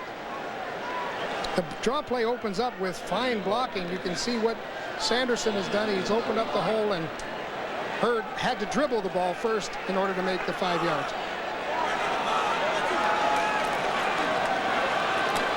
They give it to Hurd again, and this time he bounces off a couple of tackles to the outside, and a first down at the 41-yard line, stopped there by Carl Braisley. Just 6 seconds remaining in the half. It's going to take Hurd some time to get his legs back. He was out of football for a year. That's a long time to stay out of the game. When you're out, particularly for running backs, when you're out of the game for a year, you really have to work at that running, and you have to get it back, and you got to get some bounce in your legs. It looks like McAdoo is the guy that's got the spurt. He's the guy that can get through the line and make yardage. Hurd looks more like he's plowing through. Kerrigan hasn't changed his name, but he has lost a couple of the letters. I'm sure he's going to show that to his offensive line at halftime and say, hey guys, let's have a little better protection up front. The big guys will hear about that. Just 6 seconds remaining in the half. This is a strange formation. This is an option. This is an extension, but McAdoo didn't get a chance to the lateral. Hurd was the ball carrier who took it, and they were trying for the extension. They had 4 of them lined up behind quarterback Mike Kerrigan. They call that the rugby return, and they actually play rugby. They go out and pitch it out until they hopefully get the corner, and it was worth a try late in the game. Still 2 seconds remaining. Ed Berry is the injured Argonaut. There you see it. There's still another back behind the first pitch man. He's going to pitch it out to the outside man, but he took the tackle instead, and that's why Ed Berry's down. He was supposed to block him and then pitch the ball out. Ed Berry made the stop. He and Reggie Pleasant provide the Argonauts with 2 very solid corners. The coaches have been talking a little bit about how their styles differ. You know, Beckman considers himself an enthusiastic, fired-up coach, and he said, "I'd never play a guy that didn't practice." I don't think that sat very well with Adam Rita. I don't think he wanted to hear about Jeff Boyd and Tremaine Johnson and players that hadn't practiced. So if one of them gets a chance, I'm sure that this will be as big a score as it possibly can be. Well, Rita did not disguise his feelings about the comment made by Beckman regarding Rita inserting players into the lineup who had not practiced. He said, "I don't tell Beckman what to do. I don't want to hear what I should be doing from another coach." Well, Beckman even tells the team doctor what to do, I've heard at times. That hit screen to Winfield, looking for a block. He gets one. And he's forced out of bounds by Carl Brazeley, but unfortunately for the Ticats, the first half also comes to an end here at the Sky Dome. An entertaining opening 30 minutes in the home debut of the Argos and the Rocket. They lead 20-10.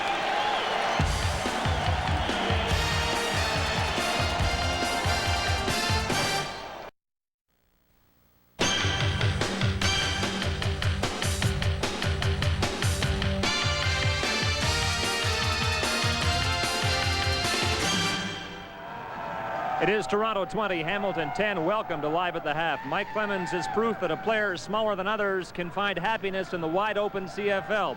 I know that by yesterday you'd grown tired of questions to do with the Rocket, but we've got new material now. You just saw him play 30 minutes. I won't even ask the question. Go ahead and make your statement. He's every bit as exciting as everyone had said he would. I kept harping that wait till you see this guy. He's every bit as much of the hype that he's been put up to be, and he's illustrated that in the first half and more. Is one ball enough to keep you two satisfied on kick returns? They're going to have to start playing the game with 2. Undoubtedly. He can have them all as far as I'm concerned. The way he's running, all we want to do out here is win. I'm sure he feels the same way. We're having fun. We're winning. Now we got to assert ourselves because we had a chance to put them away and they came back. Raghib Ismail came into this league with fanfare never before seen, and you snuck into the league 2 years ago. Which entrance would you prefer? I definitely prefer sneaking in the league. A lot of pressure on him. He's a great guy, and he's able to handle it, and so far he's lived up to his billing. All right, Mike Clemens, thanks for your time. Good luck in the second half. Thank you very much. Okay, Dan Aykroyd carved out a significant part of his reputation as a member of the Blues Brothers. Tonight he is Elwood Blues, leading the Blues Brothers band in concert live here at the Sky Dome, and we have them on Live at the Half.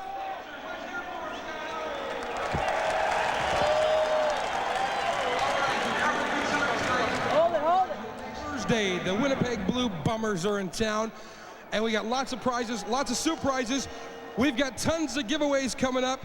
But we got a very special presentation down the field. Want to remind you, these guys will be here after the game. So let's go down to field level right now and check it out. What's happening? I'm not sure. Whoa.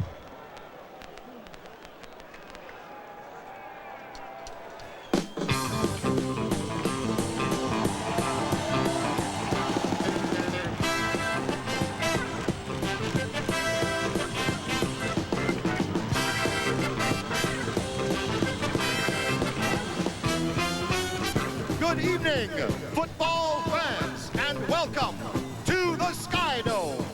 On behalf of the Toronto Argonauts, John Candy, Wayne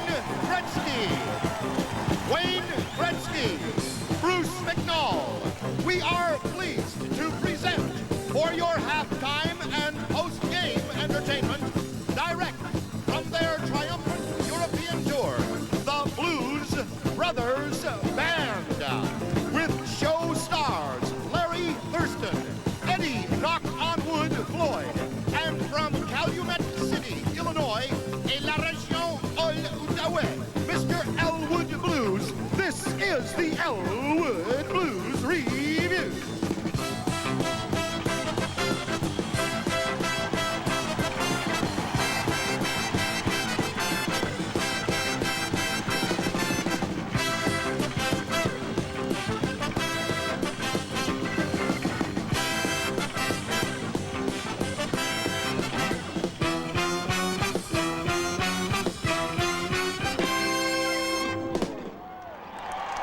you.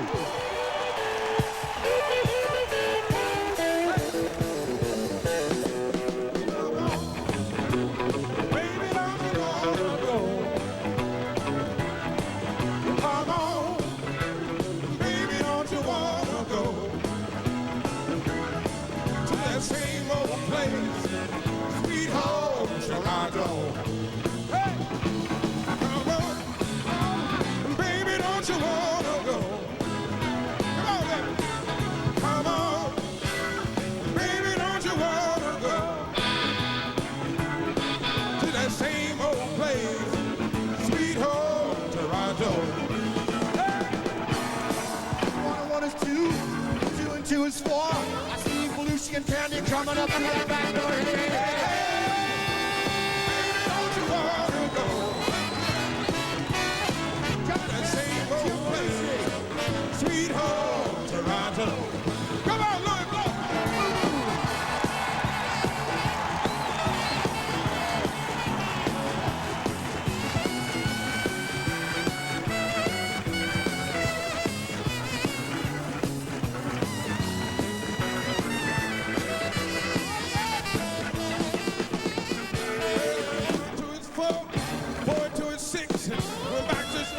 Got to get my business fixed. Say, hey, baby, don't you wanna go? All right. To that same old place, sweet home Toronto. Oh, yeah,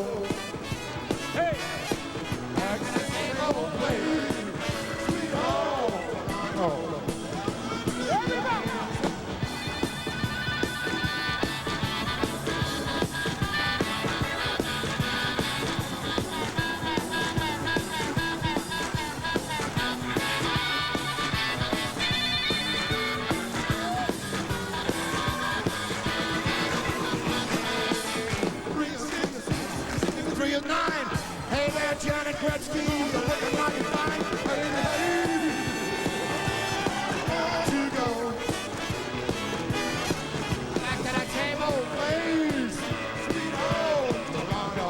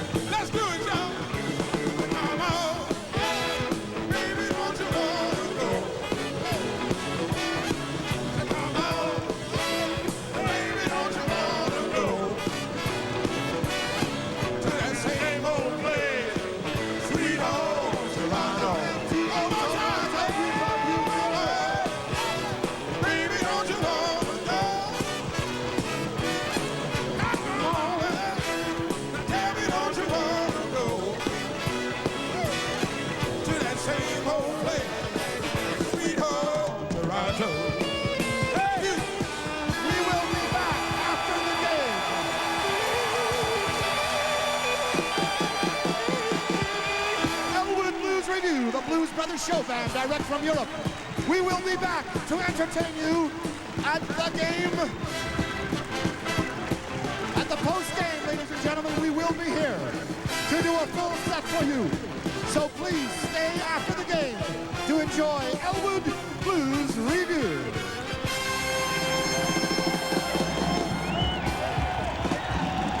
Elwood Blues, looking like a fellow who grew up a few miles from Toronto and Kingston. Dan Aykroyd joined on stage by Toronto's John Candy, and so far a good night for John Candy as owner of the Argonauts, because his team leads 20-10 at the half. And let's join Don and Joe.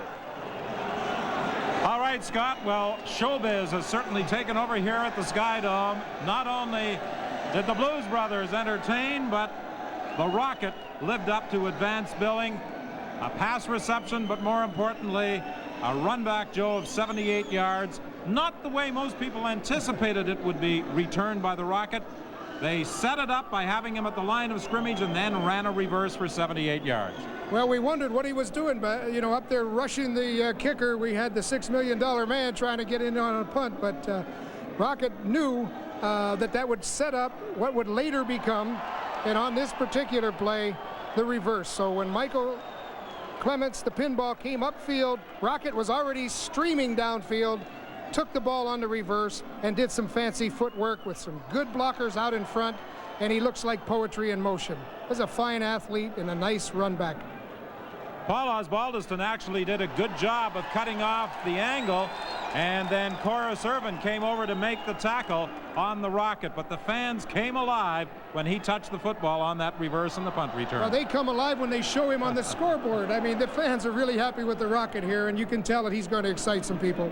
Well, the Rocket has certainly delivered in this his CFL debut, and each time there's a punt or a kickoff, there's a buzz of anticipation among the 40,000. Well, what they want to see the Rocket with the ball, and I don't think anybody can live up to the billing of a touchdown every time, but every time he goes forward and he makes yards. The Hamilton Ticats, however, did come back just before the half ended, and they only trail by 10. 20-10, Toronto leads as we prepare to start the second half.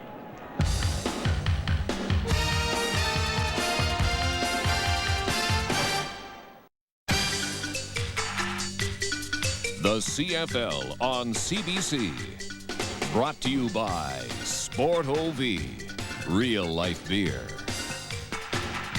By GMC Truck. And by Diet 7-Up. Challenge your taste.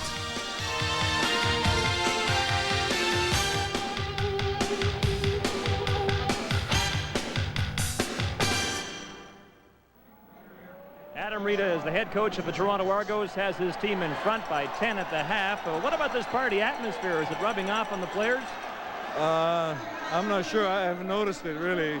You get pretty well locked into the game, so... I guess that answers the question. Right. So, you know, maybe after the game we can celebrate a little bit. How about the Rocket?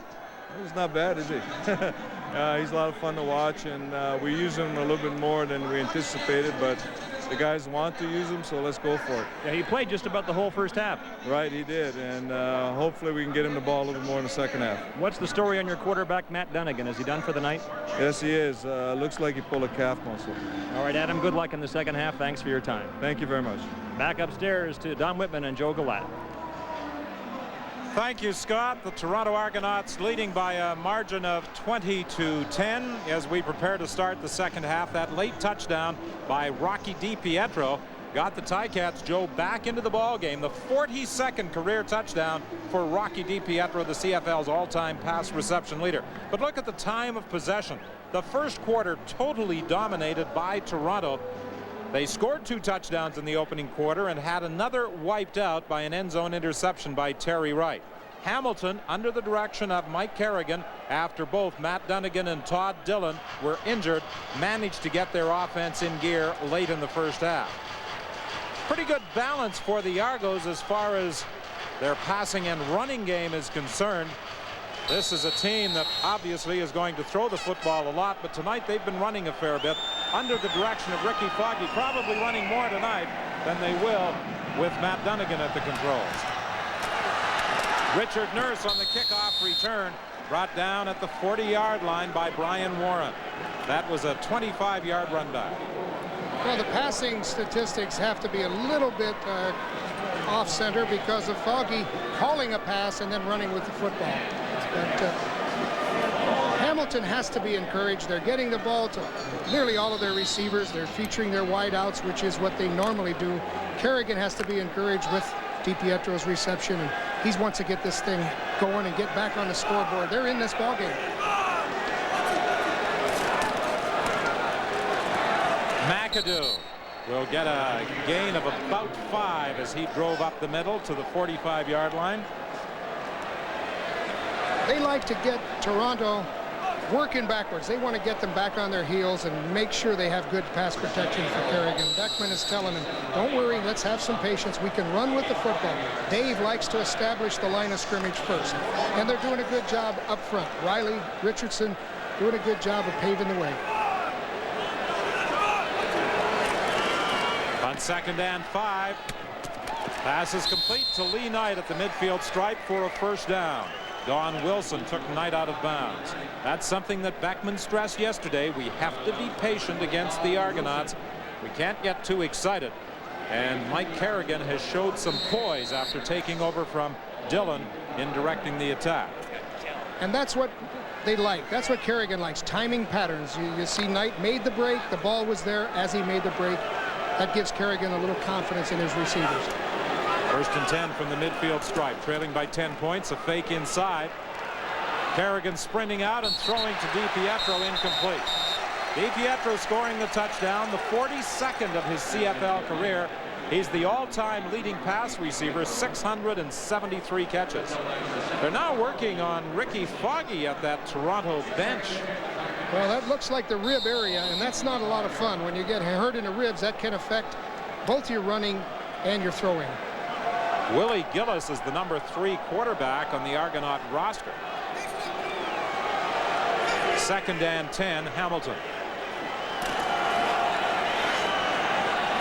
This time DiPietro hangs on to the football,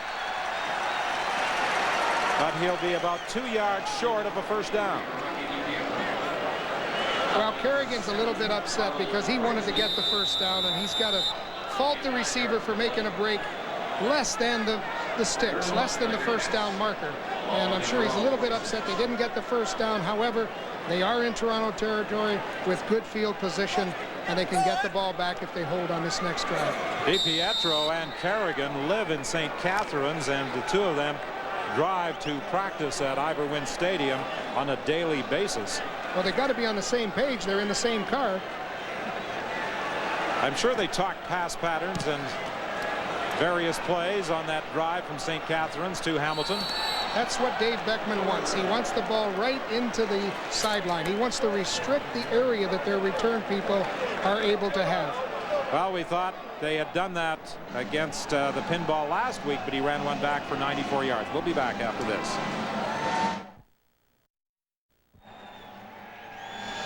Well, this is what it's all about. This is what they're playing for, the Grey Cup. And this year's Grey Cup game will take place on the 24th of November in Winnipeg.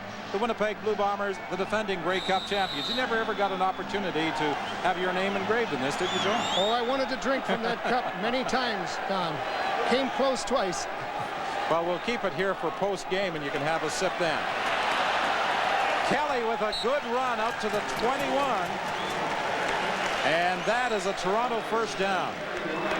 You know, last week, Adam Rita said run is a dirty word in the Toronto offensive vocabulary, but tonight, the Argonauts have been running the football and doing an effective job of moving it, whether it's Foggy or Kelly. Well, they've been doing that, and they've also been throwing the ball, and of course, they said they were going to get the ball to the wideouts, and that's what they've done most often.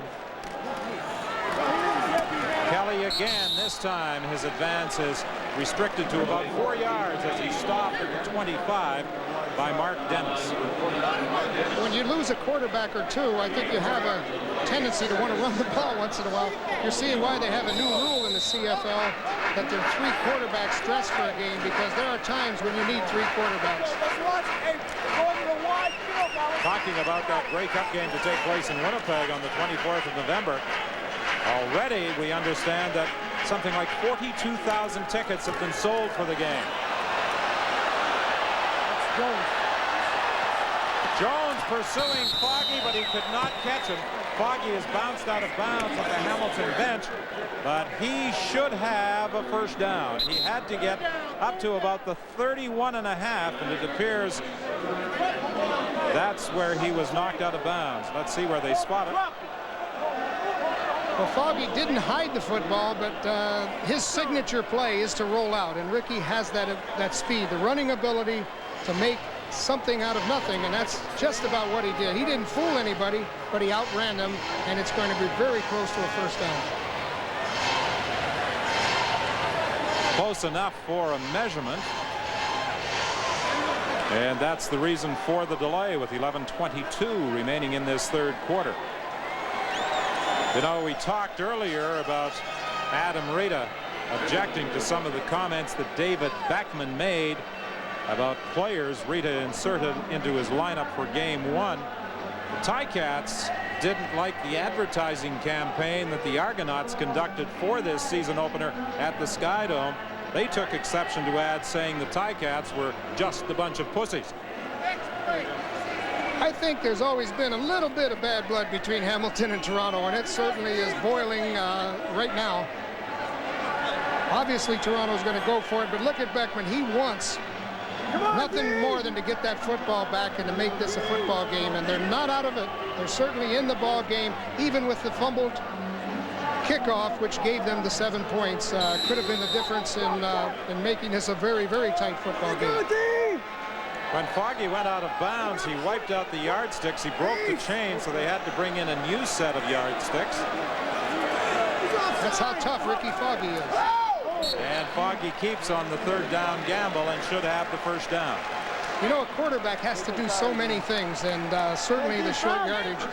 When the defensive line is a yard off the ball, that's when the quarterback calls his own number. And Ricky loves to run the ball inside, outside, or scrambling up through the middle on the pass rush.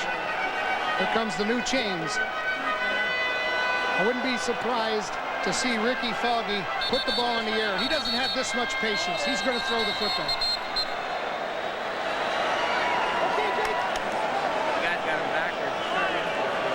20-10 is the score.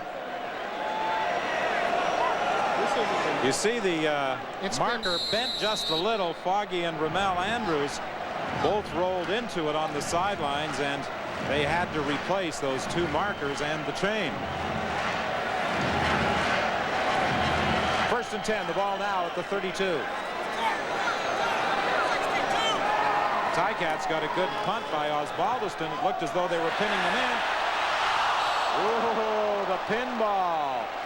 Tried to one-hand that, but he could not pull it down. He got in behind Tuanao Alapate.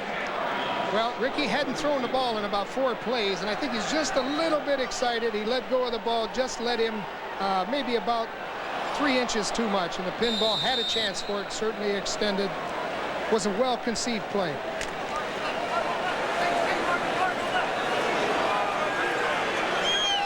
Second and 10 from the 32.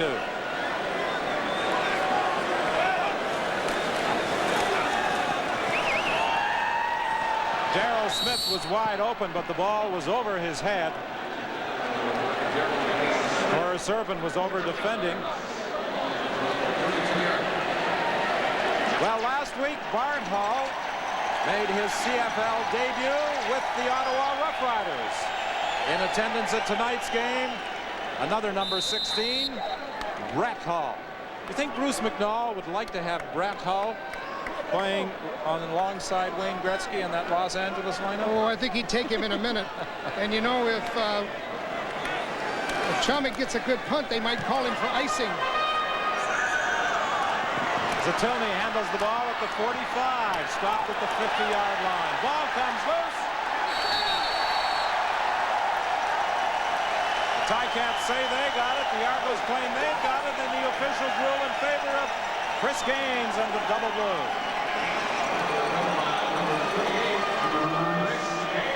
9:39 remains in the quarter. The Argos take over. Well, Steve Zatilny, for the second time tonight, loses control of the football on a punt return, and the Argos take over. First and 10 at the 53. Darryl Ford stripped Wally Zatilny of that football. Chris Gaines, of course, came up with it. And Chris isn't pretty, but he makes big plays.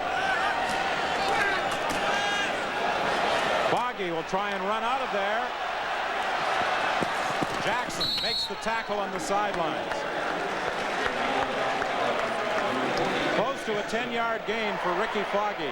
Chris Gaines is the man who came up with that football, and this was the hit that popped it loose by Darryl Ford. They say tackle the football, and that's what Ford did. He stripped him of the ball. Very close. Now, Chris Gaines is a chunky guy. He's not one of those guys that can wear clothes off the rack. But he makes big plays. Every game he comes up with a nice turnover, and this is a big, big play. Ricky Foggy has carried 12 times for 83 yards so far tonight. He'll run it again.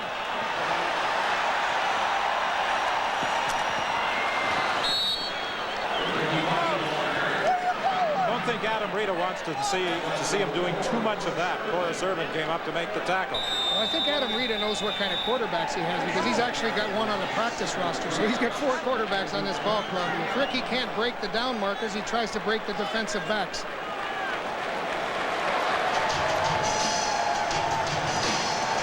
They're going to measure this one. 92 yards now, the rushing total for Ricky Foggy. I know what Ricky's telling him. He said, I didn't know I was going to have to run this much. I think he's a little bit winded. But Ricky's the kind of guy who loves to play basketball, racquetball. He's always playing some kind of sport. And you wouldn't see an athlete do as much as Ricky Foggy's done tonight and still jump up smiling like he does. Willie Gillis is their backup quarterback, and he's certainly capable and played in the playoff last year. He's a big guy, 6'4". And he has a strong arm, so Gillis is capable, and he may see some action tonight, if only to give Foggy a rest. Second and inches, the ball just outside the 32. 8:30 remaining in this third quarter. Toronto in front of Hamilton, 20-10. The Argonauts are at home next Thursday against the Winnipeg Blue Bombers. Darryl Smith holds it in. He's got a touchdown.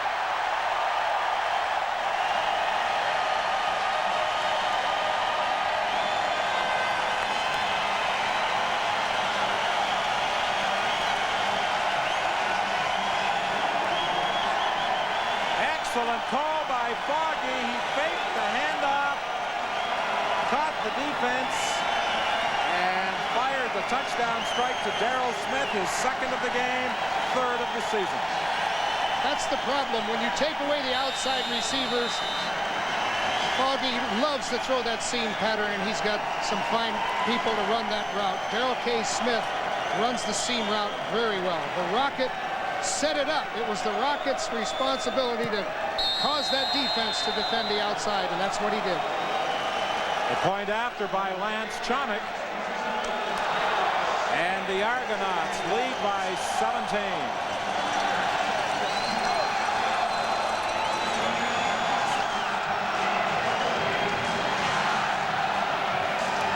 Smith said his brother's coming up next week. His brother's a coach at Miami of Ohio and former Seattle Seahawk running back. I bet Darryl Smith wishes his brother were here this week. Is that number 1 for his jersey number, or is it number 1 for the Argos? Well, he was the number 1 receiver in the CFL last year, 20 touchdown receptions. That guy's number 5. And he's off to a good start in bettering that total with 3 already this year.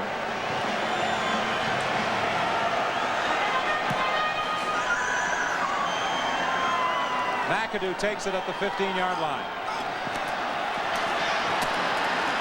Stopped at the 35 by Paul Nastasia. 20 yards on the return after a 60-yard kickoff. Because the roster is so small, you got to have good special teams people, and Elliott is one of them. He's got to cover punts, kickoffs. They go down on field. Gaines made a nice lasso, and Elliott came in to clean it up. But those 10 players that play all the special teams positions really have to be in shape, because it's a hot night, and there's a lot of running, as you can see. First and 10, the ball is at the 35. The attempted screen, the ball was deflected. Lee Knight still made the catch. It was deflected by Rodney Harding. Well, I don't think we got enough drop. I don't think the quarterback got enough depth, and he didn't fool Harding. Usually you have to have the ball down on your hip, then bring it up for the screen, and Harding saw it and got a piece of it. Well, the fans at the Skydome tonight have certainly been entertained. That man has contributed to their enjoyment, a pair of touchdowns. Kyle Brazeley was blitzing, the ball overthrown as Kerrigan tried to direct it to Winfield. Dan Ferroni is telling Schultz what to do. They're getting a lot of twist stunts up front, and he's telling him to. Now Skimp's telling him what to do. That's great organization in there, but Ferroni, being Italian, he's doing more speaking. As soon as he becomes a threat, we scoop once again. We get back in if he's a threat. Any threat whatsoever. Yeah. Well, they're jetting on those twos. Clemens and the Rocket are both back. Or is this third down punt? And Ismail will handle it.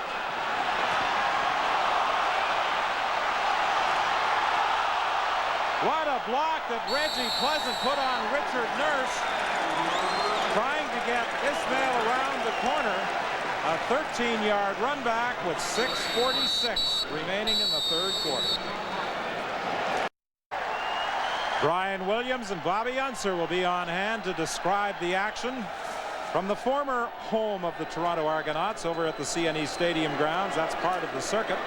Willie Gillis now in at quarterback, looking for the Rocket. He can't hang on. Gary Wilkerson running down the field with Ismail. But Matt Dunnigan said one of the concerns of the Toronto quarterbacks is that the Rocket would outrun their arm. Well, that's the problem with the Rocket. He hasn't practiced that much, and his speed is something that's difficult to judge. He underthrew him a little bit. I know he was concerned about getting the ball to him quick so that he wouldn't outrun his arm, and he didn't do it at that time. Willie Gillis out of Norfolk State. He played in 3 games last year for the Argonauts. He completes the pass to Darrell K. Smith for a gain of about 9, stopped by Terry Wright. That shows a lot of poise by a backup quarterback to get that first down, to keep the drive alive, at least close to the first down, and I think he'll probably take it up the middle on this one. Willie Gillis was at the BC Lion training camp, went to the Ottawa Rough Riders, and then to the Toronto Argonauts. I believe you were responsible for bringing him into the league, weren't you, in BC? Well, Foggy and Gillis are a tandem, and both good athletes at BC. The third down gamble, Gillis will keep. He'll get the first down. 5:32 remaining in this third quarter. Willie Gillis broke all kinds of records in the university at Norfolk.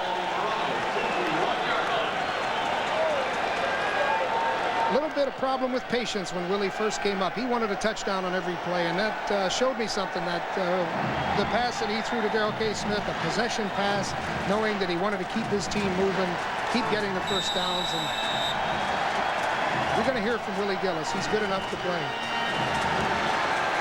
Well, he's getting some valuable playing time now, whether it's because of injuries to both Dunnigan or Foggy or by design on the part of Coach Adam Rada, but he is calling the signals. 1st and 10. Dumping it off to Kelly. And Kelly will have a gain of 8, maybe a little bit more. Dennis came over to make the tackle on the sidelines. And there's an injured Ticat player. Pretty good collision over on the far side of the field. Michael Jones made the initial contact. He's hurt. Michael Jones played in the Arena League, and I'm sure he's saying right now that Arena League has a smaller field. He had to go all the way over to the sideline, and this field is 65 yards wide. It's a long way to go. Well, for someone who spent time in the Arena Football League, he would certainly notice the difference in the size of the field here in the Canadian Football League. Scott? Well, Don, talking about players who are hurt, I can tell you this. Number 14 for the Argos, quarterback Ricky Foggy, is not. He's on the bench being spelled by Willie Gillis because Adam Reeder decided to change quarterbacks simply for a change of pace. So the problem with Ricky Foggy is not medical. And Ricky Foggy, as Joe said last week, always seems to have a happy expression on his face. He smiles a lot. We had a conversation with him yesterday, and he was eagerly looking forward to this game today, and the 40,000-plus fans at the Skydome are certainly enjoying it as well. Adam Reeder said he wanted to have fun. He wanted practices to be fun. He wanted the fans to have fun. And you know, you got 50 people on your team. It's like a family. And he's got a happy family right now. And the roof at the Dome is open tonight. A perfect football evening here in Toronto. And they'll get more of it next Thursday night as they take on the defending Grey Cup champion Winnipeg Blue Bombers. And many people feel that the battle for the Eastern Division title will be between Winnipeg and Toronto. It very well could be. Winnipeg has that swarming defense that seems to stifle everybody. Toronto has that explosive offense, and last year when they matched up, the defense won. John Moten has replaced Michael Jones at the linebacking position. He's another of the many new faces in the defensive scheme of the Ticats this season. On second down, Kelly gets the first down. He's driven back by Irvin, but his forward progress had carried him beyond that forward marker. That's a fine second effort. He kept his legs digging and driving. You know why he's working so hard? Because they got a backup named Smelly. And both of those fullbacks are really solid football players. Hallman wants to go on the field. Kelly from Bishops. Getting the first down. They spot the ball at the 45. Willie Gillis taking over. 3:30 remaining in the third quarter, replacing Ricky Foggy. Ismail makes the catch. Make that Trumaine Johnson. Well, Adam said that he wanted to get if they're going to play a zone coverage, he wanted to have the patience. He wanted to pick them apart. He wanted to dump the ball, get it into the seams, and Trumaine just made a quick turn in, got the football, caught them in the roll-up. Adam Reeder, the rookie head coach of the Toronto Argonauts, a longtime assistant with both BC, and he was an assistant here in Toronto. Gillis over the middle for Murray. He's got a first down at the 9. Andrew Murray, another BC player that Willie Gillis has thrown to quite often.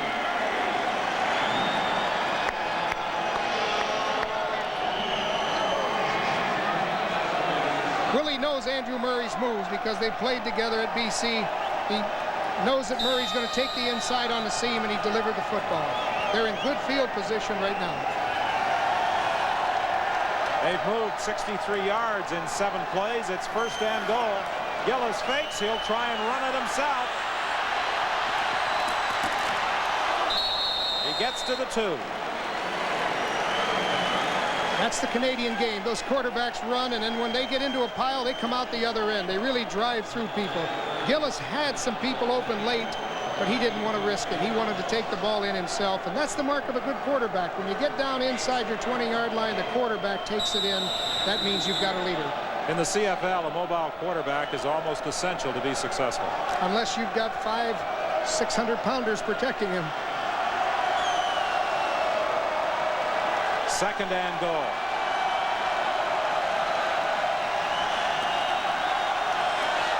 Trumaine Johnson has it deflected away by Gary Wilkerson. That was a great play by Wilkerson. Gary stayed right with him, didn't bite, man-to-man coverage, perfect end zone play. Gillis wanted to use the fade pattern, anticipating that he would get an up move on him, and Wilkerson just played it perfectly. You can see him tip the ball away right at the last instant. Third and goal from the 2. Wilkerson has had to contend with a lot of speed at that right cornerback position tonight. He hasn't done a bad job. Draw play, Gillis, touchdown.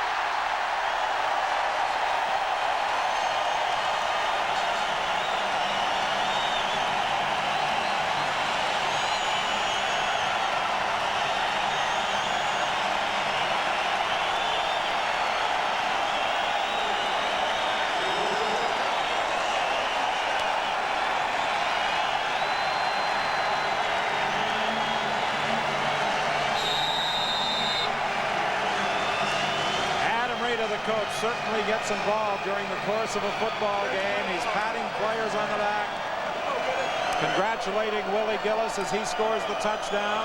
Now looks on as Lance Chomick adds the extra point.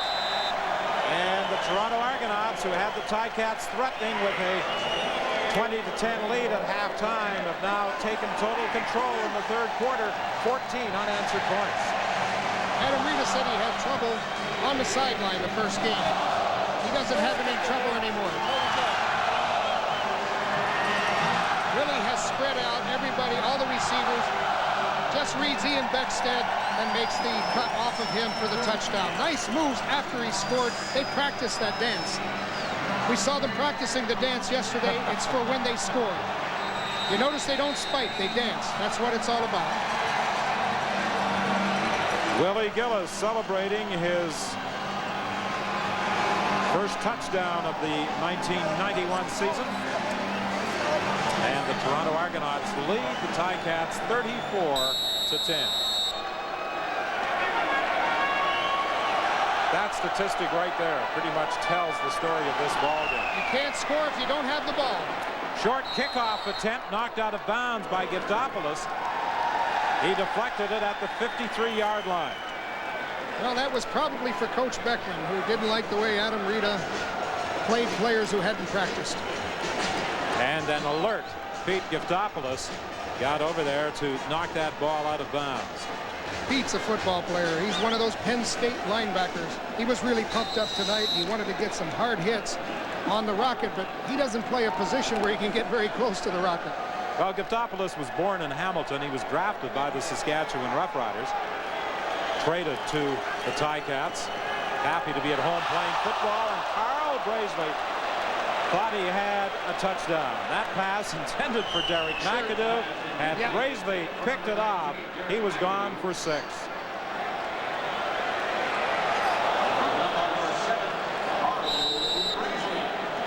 Okay, Carl Brazeley knows what they're coming to. He came right through and picked off the ball, read the quarterback's eyes, and he had 6 points ready to go.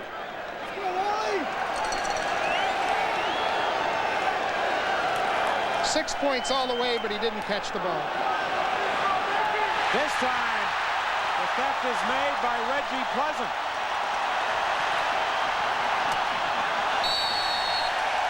And he's tackled by Earl Winfield out at the 48.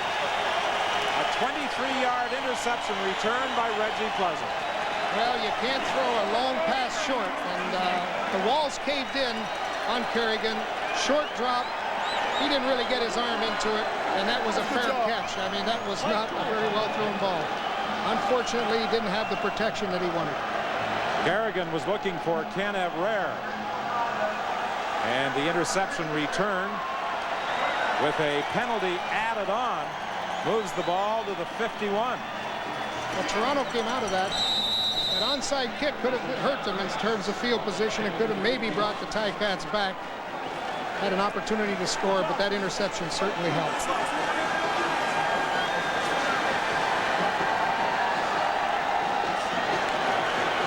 Ricky Foggy returns to the lineup at quarterback. His pass deflected at the line of scrimmage. He was looking to the sidelines for Ismail. I think that's what Ferroni was talking to Schultz about. They're doing some stumping up front. They're having a little bit of trouble blocking, and I think what Ferroni was trying to tell us, we got to keep a solid wall, and he didn't keep the solid wall. They have to be able to bump off. There's either man protection. Dan Ferroni is not in there right now. Jeff Croonan was the man who deflected that. Jim Kardash is getting an opportunity to play as Ferroni takes a rest. Clemens bouncing to the outside, stopped short of the first down at the 45-yard line.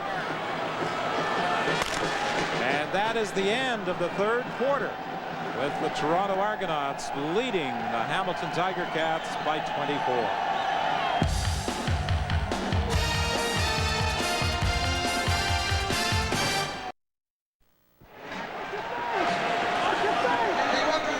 Third down to start the fourth quarter. The Argos will be punting the ball, leading by 24. And Coach Adam Rita has substituted rather freely tonight. Just one man back for this third down kick by Chomik. That is Todd Wiseman. He previously played in the CFL with the BC Lions. Good high kick. Wiseman waits for it at the 8. Nowhere to go. Surrounded and down at the 10. The statistics are heavily weighted in favor of the Toronto Argonauts. Time of possession 31-39, and the Ticats have turned the ball over 3 times, twice on fumbles and once via interception. 412 total yards so far for Toronto. Certainly those 2 kicking fumbles, the one on the punt and the kickoff, hurt very badly. Handoff to Hurd, and Hurd gets out to about the 16-yard line. I talked about the number of substitutions that Coach Adam Rita is making along the offensive line. He has been moving Jim Kardash and Blaine Schmidt into the left side, replacing Chris Schultz and Dan Ferrone. He's been rotating them, and I'm sure those offensive linemen appreciate that decision on a warm night such as we have here in Toronto. And it's good football because when they have somebody go down, the other players have some playing experience, some game experience. Hurd on second down, finds a hole and gets the first down to the 25. The ball came loose, but the whistle had already gone. And Hurd appears to be injured.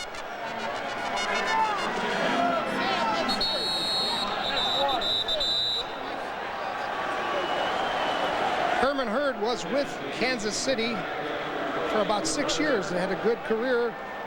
Came up to join the Ticats, and looks like he's got a little problem with either the wind or maybe a knee.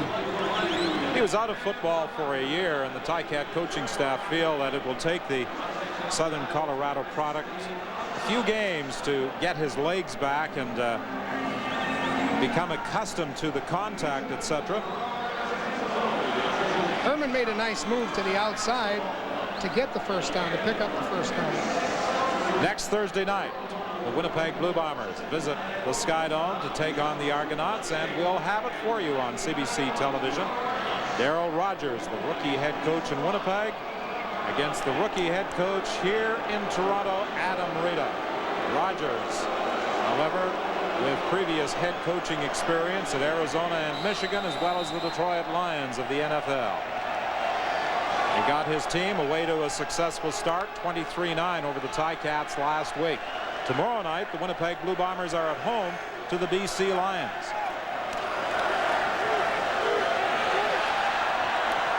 Kerrigan throwing back to McAdoo on the screen, and McAdoo stopped right at the line of scrimmage by Don Moan.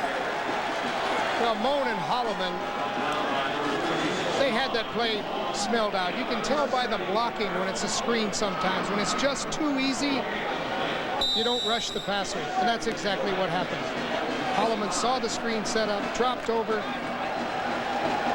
made the play with help from Don Moan. 2nd and 10, Hamilton, penalty flag. Zatilny makes the catch. Barry gets him. The ball comes loose, and Barry has it. But there were penalty flags back at the line of scrimmage.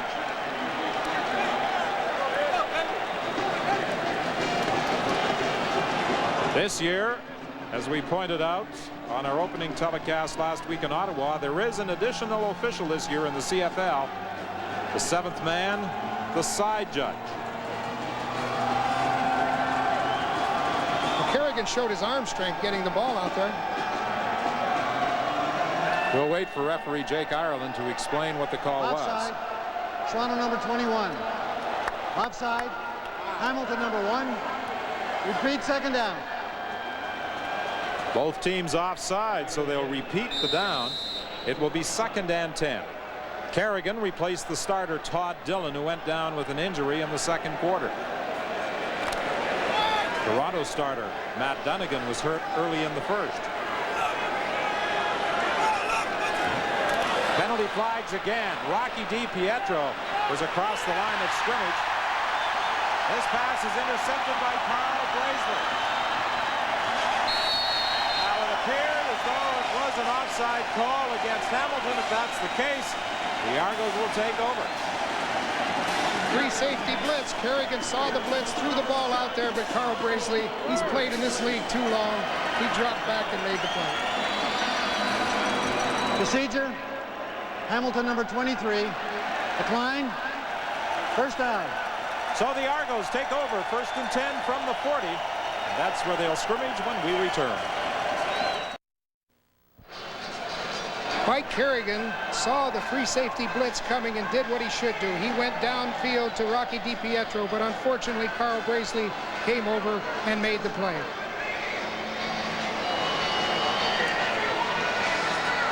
Munford, coming from that safety position, was picked up. Braisley made the interception. However, had the pass been completed, it would have been wiped out by a procedure call as Rocky DiPietro had moved across the line of scrimmage prior to the ball being snapped. 1st and 10 from the 40-yard line. Willie Gillis back in at quarterback. Over the head of Darrell K. Smith. It will be 2nd and 10. You know, last week, all the visiting teams were winners in the CFL. The first time that has happened since week 13 of 1989. So far this week, the 2 home teams look as though they're going to have victories. Last night, Edmonton beat Ottawa 40-33. And with 11:56 remaining in the 4th quarter and Toronto in front 34-10, it looks as though the Argonauts will be the 2nd home team to win in week 2 of CFL play. Pinball Clemens has a first down at the 22. Pinball Clemens is as good as any wide receiver in the league, and when they split him out, you know that he's going to be usually breaking to the inside. Clemens gives the outside move, breaks back to the inside. Gillis took a good hit and still delivered the football. Good football play by Gillis and Clemens. 5 receptions tonight for 70 yards for the pinball. 1st and 10. Off the fingertips of Andrew Murray. It will be 2nd and 10. In addition to this game tonight, Saskatchewan is at Calgary in the other CFL encounter this evening. And tomorrow night, week 2 concludes with Winnipeg at home to the BC Lions. And the Winnipeg Blue Bombers will be visitors next Thursday night here at the Sky Dome. And we'll have that game for you on CBC television. 11 minutes remaining in the game. 34-10. Toronto leading. It's 2nd and 10. The ball is at the 22.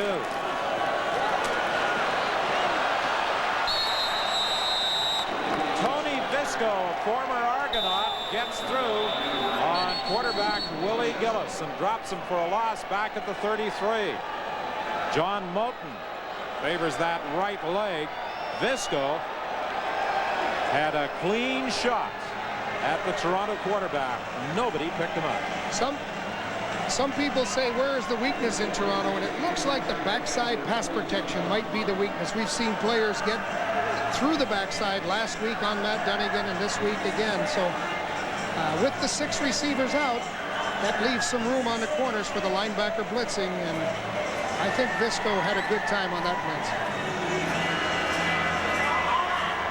John Moten, the injured player. The intended receiver who was downfield was Darrell K. Smith.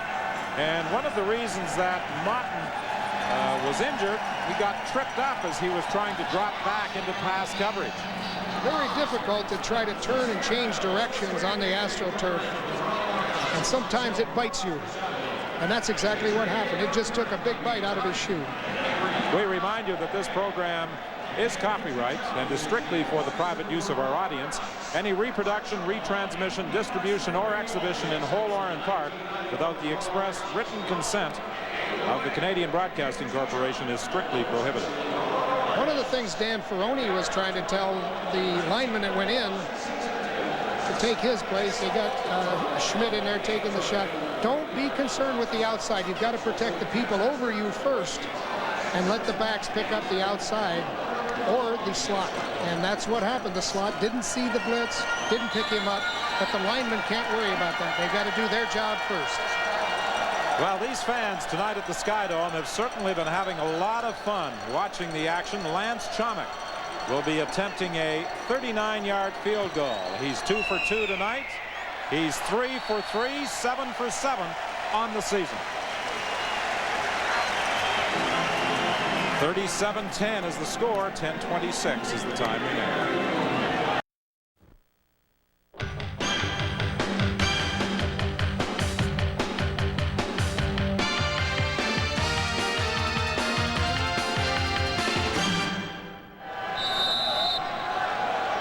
(37-10) with that Lance Chomick field goal. Toronto leading Hamilton. 1st and 10. The Ticats from the 35.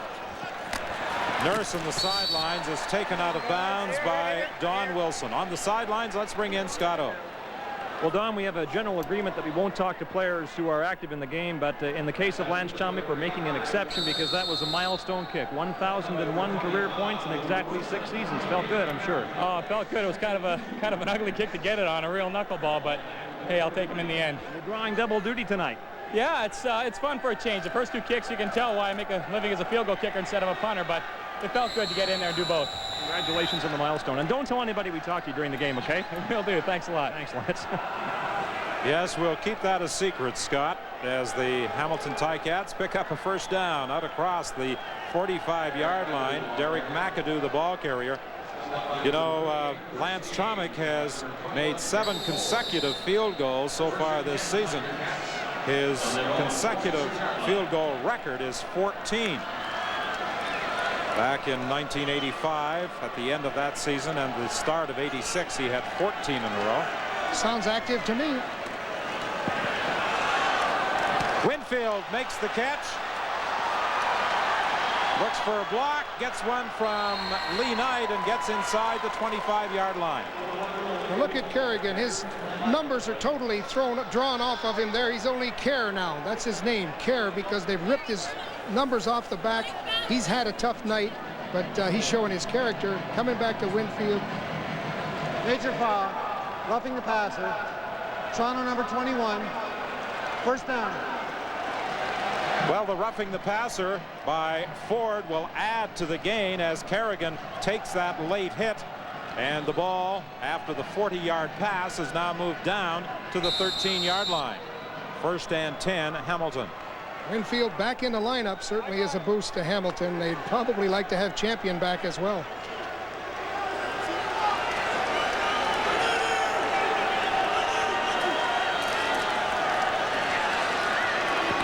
Winfield was the target again. He's made 5 catches so far tonight. His 6th might have produced a touchdown, but Reggie Pleasant deprived him of that opportunity.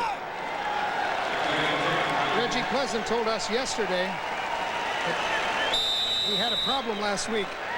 He got beat in man-to-man coverage, and he wasn't going to let it happen anymore, and I believe him. He did a good job covering Winfield on that play and saved a touchdown. Winfield lines up against Pleasant again on 2nd and 10.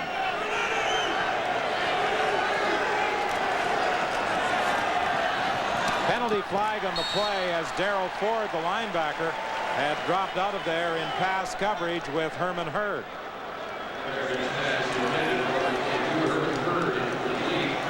However, there was a penalty flag at the line of scrimmage.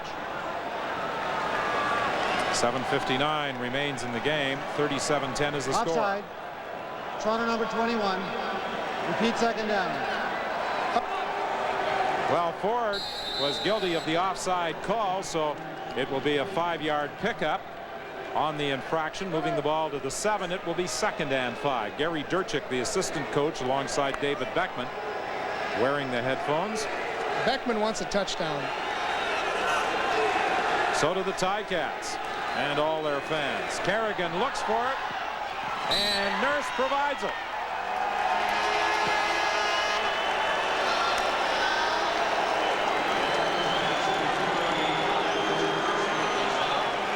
Kerrigan's name has gone from Kerrigan, then it was Kerran, now it's just down to K-E-R-R. But he got the ball into the end zone to Richard Nurse. And he's taken some shots. And you have to admire the way he's hanging in there on it. Push off maybe a little bit, but well, hey, what the heck? When the score is that lopsided, you want to get that touchdown in and make it a ball game. So Nurse did a good job of concentrating on the football after he gave the receiver a little shot. Paul Osbaldiston adds the point after with 7:35 remaining. And we'll be back with the Hamilton kickoff after this. 7:35 remaining and trailing by 20. It would not surprise if the Hamilton Ticats attempted the onside kick as Paul Osbaldiston prepares to kick it off from the 35-yard line. And the Rocket and the pinball get up there anyway. And everybody lines up to the left side. And Osbaldiston kicks it that way. The football is loose, knocked out of bounds by the Argonauts. There's a penalty, and I think they're going to call blocking by the kicking team. That's a tough call, and I guess you have to be a little better actor when you're going down for that ball. All they have to do is tip it out of bounds, but it looks like some people aren't acting. They're blocking. There definitely appeared to be a couple of blocks thrown by members of the Hamilton Ticats prior to any member of the Argonauts having an opportunity to play the football. And that's the signal from referee Jake Ireland.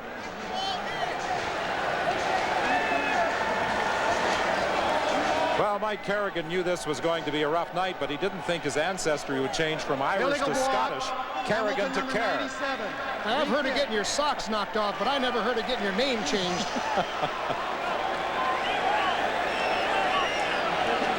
All they need to do is to get the ball tipped out of bounds, but you can see the lead blockers are just doing that blocking. They should have played the ball a little bit more closely. Didn't fool anybody.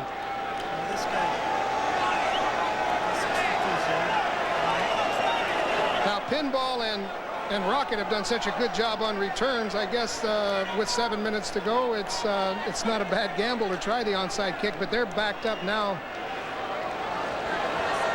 on the 25-yard line. I think they'd be smart to give it a squib, maybe down through the middle. Well, they are going to line up in a normal kickoff formation this time. Plus, they've got all the skilled people in there, and they don't block very well. They won't block like the normal return people. The Rocket has it. Let's see what he does this time. He reverses.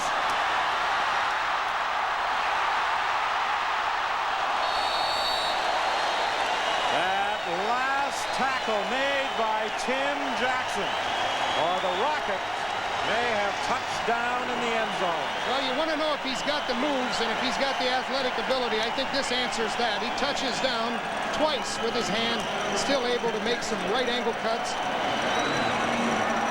I think he's more smooth than anything. Pinball makes the jerky movements, whereas it looks like the Rocket makes those weaving movements. Both very difficult to tackle. Gillis at quarterback from the 54 of the Ticats. Too far for Jeff Boyd. It will be 2nd and 10.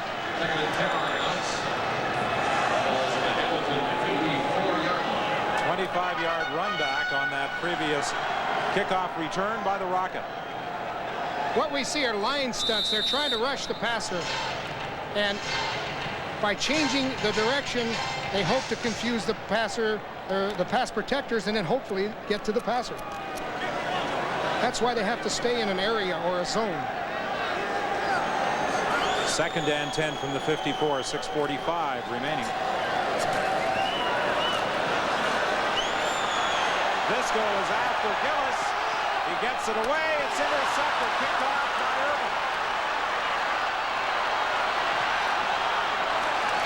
Irvin. He stopped at midfield. A 14-yard return by Corus Irvin, who played with London of the World League of American Football this year. Now, Gillis wanted to go deep, and I think that was his downfall. He was trying to buy time, running laterally, looking for the deep one, and by the time he got to the sideline and got run out of space, he couldn't get it across his body. That's a tough pass to throw. Very difficult to go right, throw it back across your body, usually results in an interception. 1st and 10 from midfield. Winfield. takes the ball to the 48. That will be a gain of about 7 yards. Horace Irvin was All-World League of American Football at London Monarchs, I believe was the name of the team. And I wonder how he likes it here in Toronto. Well, he's finding that this will be a long football season, playing the regular schedule in the World League of American Football and looking at the prospect of 18 regular season CFL games. And playing on a big field. Hurd on second down. Gallops down to the 41. It will be 1st and 10 Hamilton from that point. Darryl Ford made the tackle. Wholesale changes this year with the Hamilton Ticats, both offensively and defensively. The majority of them on defense, but Hurd is one of the new offensive people. Richard Nurse trying to extend for that football. It was over his head. 5:13 remains in the game. 37-17 is the score. You know, most defensive people like to play with a big lead like this because they can just tee off. The up front guys, the battle of the heavyweights, they can tee off and really attack the passer. Play loose zone like they did and make the other team complete passes and make them take time to get down the field. Winfield back in, replacing Cartwright.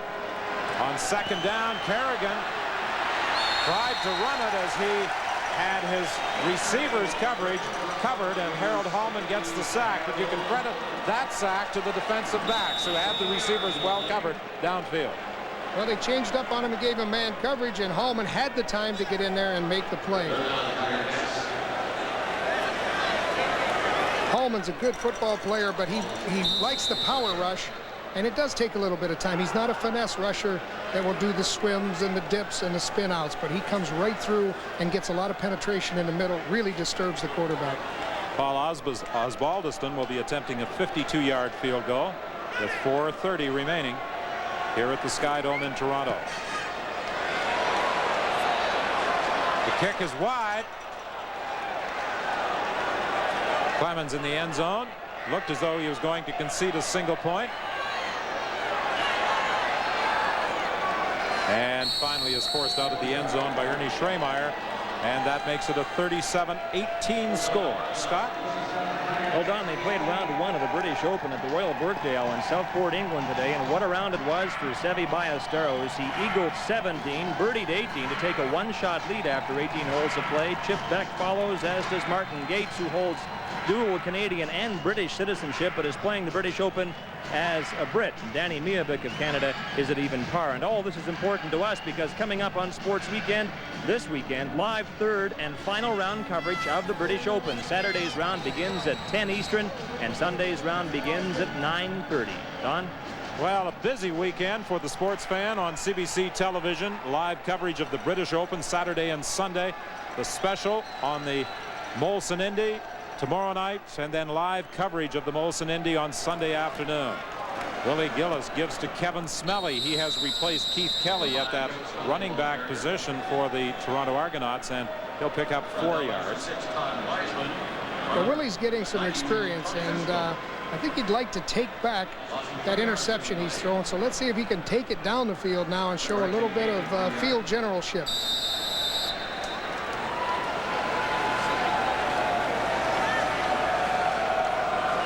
Well, the fans at the Sky Dome tonight getting very involved, congratulating Carl Brazeley on his interception. Is he running for office? Very popular with the fans in the lower seats behind the Toronto bench. Smelly breaks a couple of tackles, and even though Todd Wiseman had a grip in his jersey, he managed to scamper to the 42.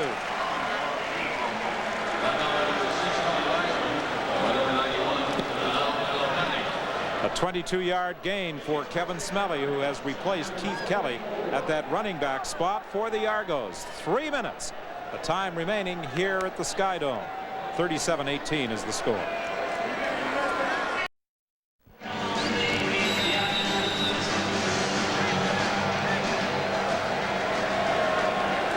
First and 10. Toronto. The Argos at the 44 of Hamilton.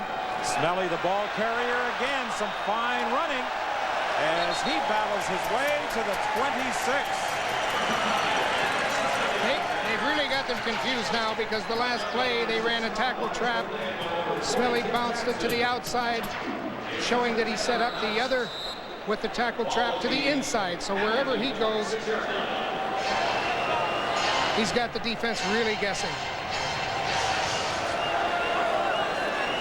Smelly has carried the ball in the last 3 plays, a total of 44 yards rushing after taking over from Keith Kelly. This time it's the pinball. He gets away from Covington, but he can't escape Tony Visco.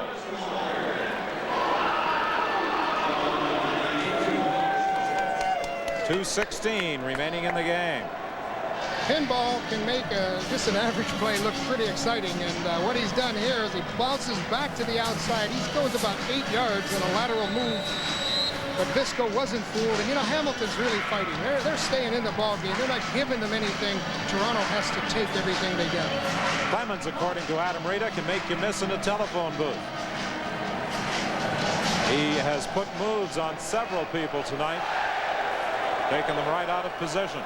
Now it's Gillis in trouble, but he'll get the throw away over the head of Darrell K. Smith.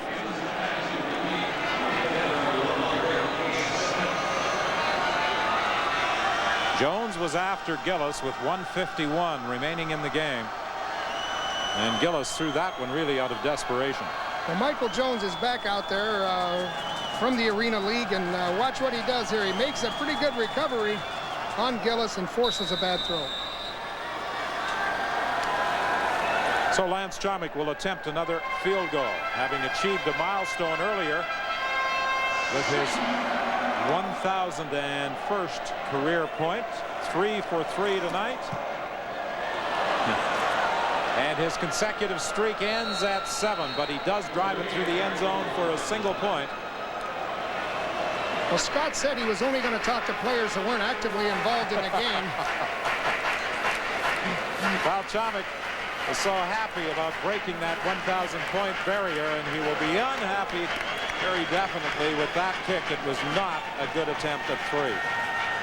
So many things have to happen. That wasn't a good hold. The ball wasn't perpendicular. It wasn't up and down. He did spin the laces, but it wasn't a great hold. It's got to be a good snap. The ball has to be perfectly placed on the ground, and it just didn't happen.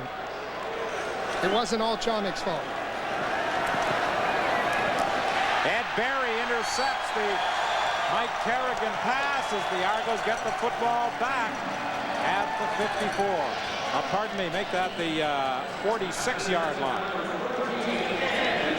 Well, you know, Hamilton was trying a rugby sort of a return or an option play to the outside. This whole game looks like they're playing rugby right now, just throwing back and forth to each other.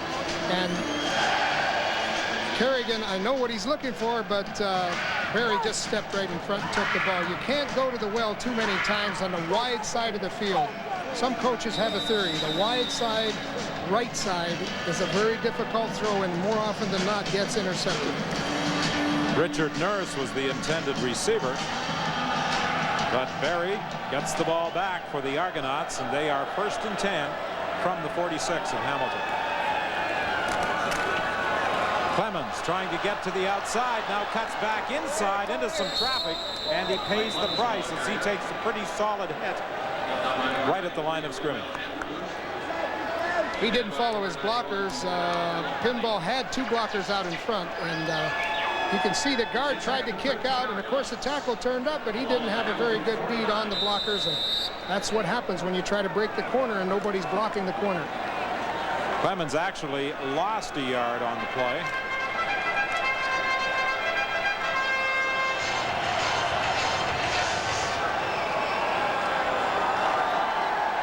Boyd goes wide left, Trumaine Johnson to the right. Oh! Gillis for a pinball. He's got it down at the 21. That's a pretty tough job for a linebacker. Alapati trying to get back there to cover Clemens that deep. Too much time. You can cover a linebacker can cover a back for a while, but he can't cover him that long, so you've got to have much better coverage. Pinball loves to break across to the middle. He loves those kinds of plays, and he just bent across outside and concentrated on the ball, made a good catch. Tough on Alipati to cover him for that long.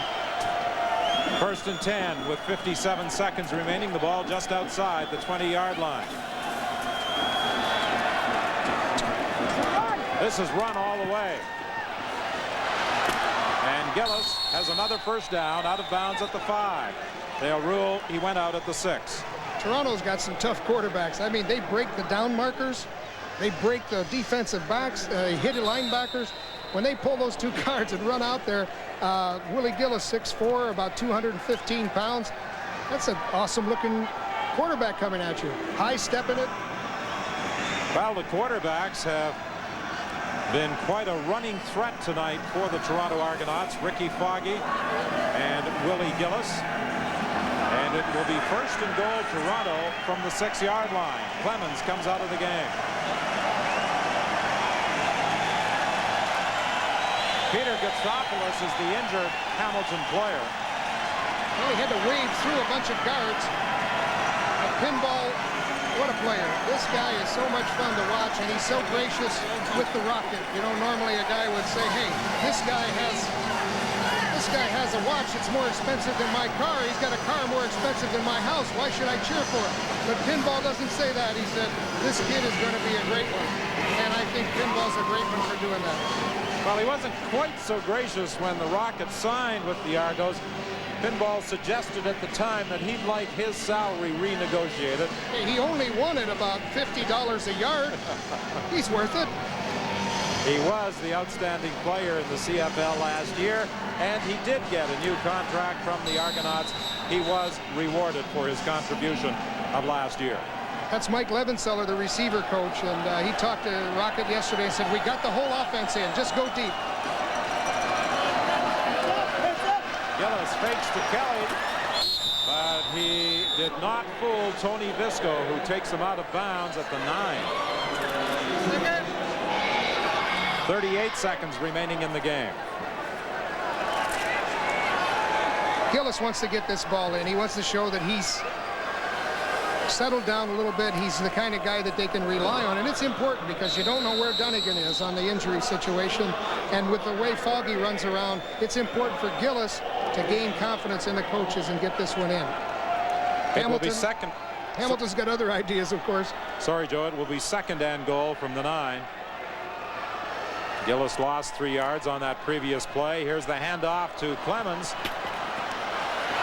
He cuts it back and will try and score going the other way.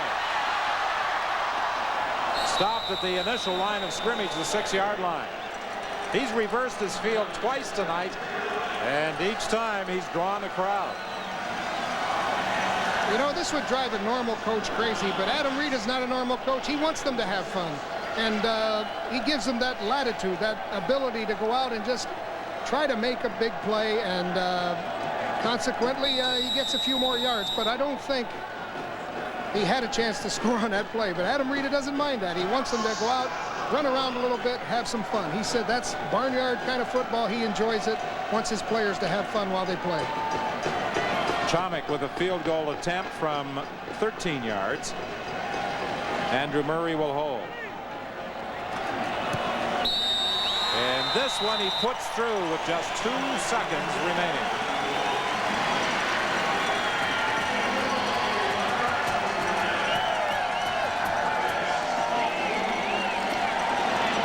Well, the Toronto Argonauts open the season with victories over 2 of their eastern rivals, the Ottawa Roughriders and the Hamilton Ticats.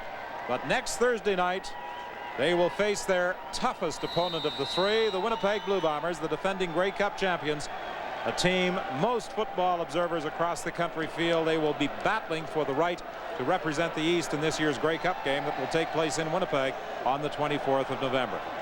From the 35, this will be the final play of the ball game, barring penalty. The pass was intended for Ken Abraire, knocked down by Don Moan, and that will do it.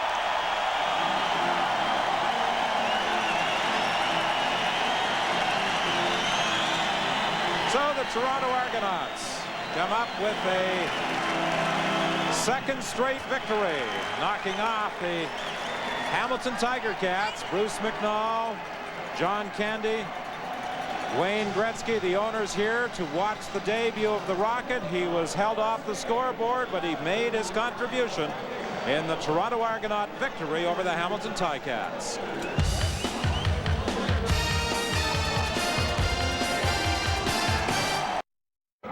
At Skydome, the Rocket was launched at approximately 7:08 Eastern Time. Did a good job as part of the Argo offense, but that's what he was, part of it. So was Darrell K. Smith, and Smith is our Molson MVP.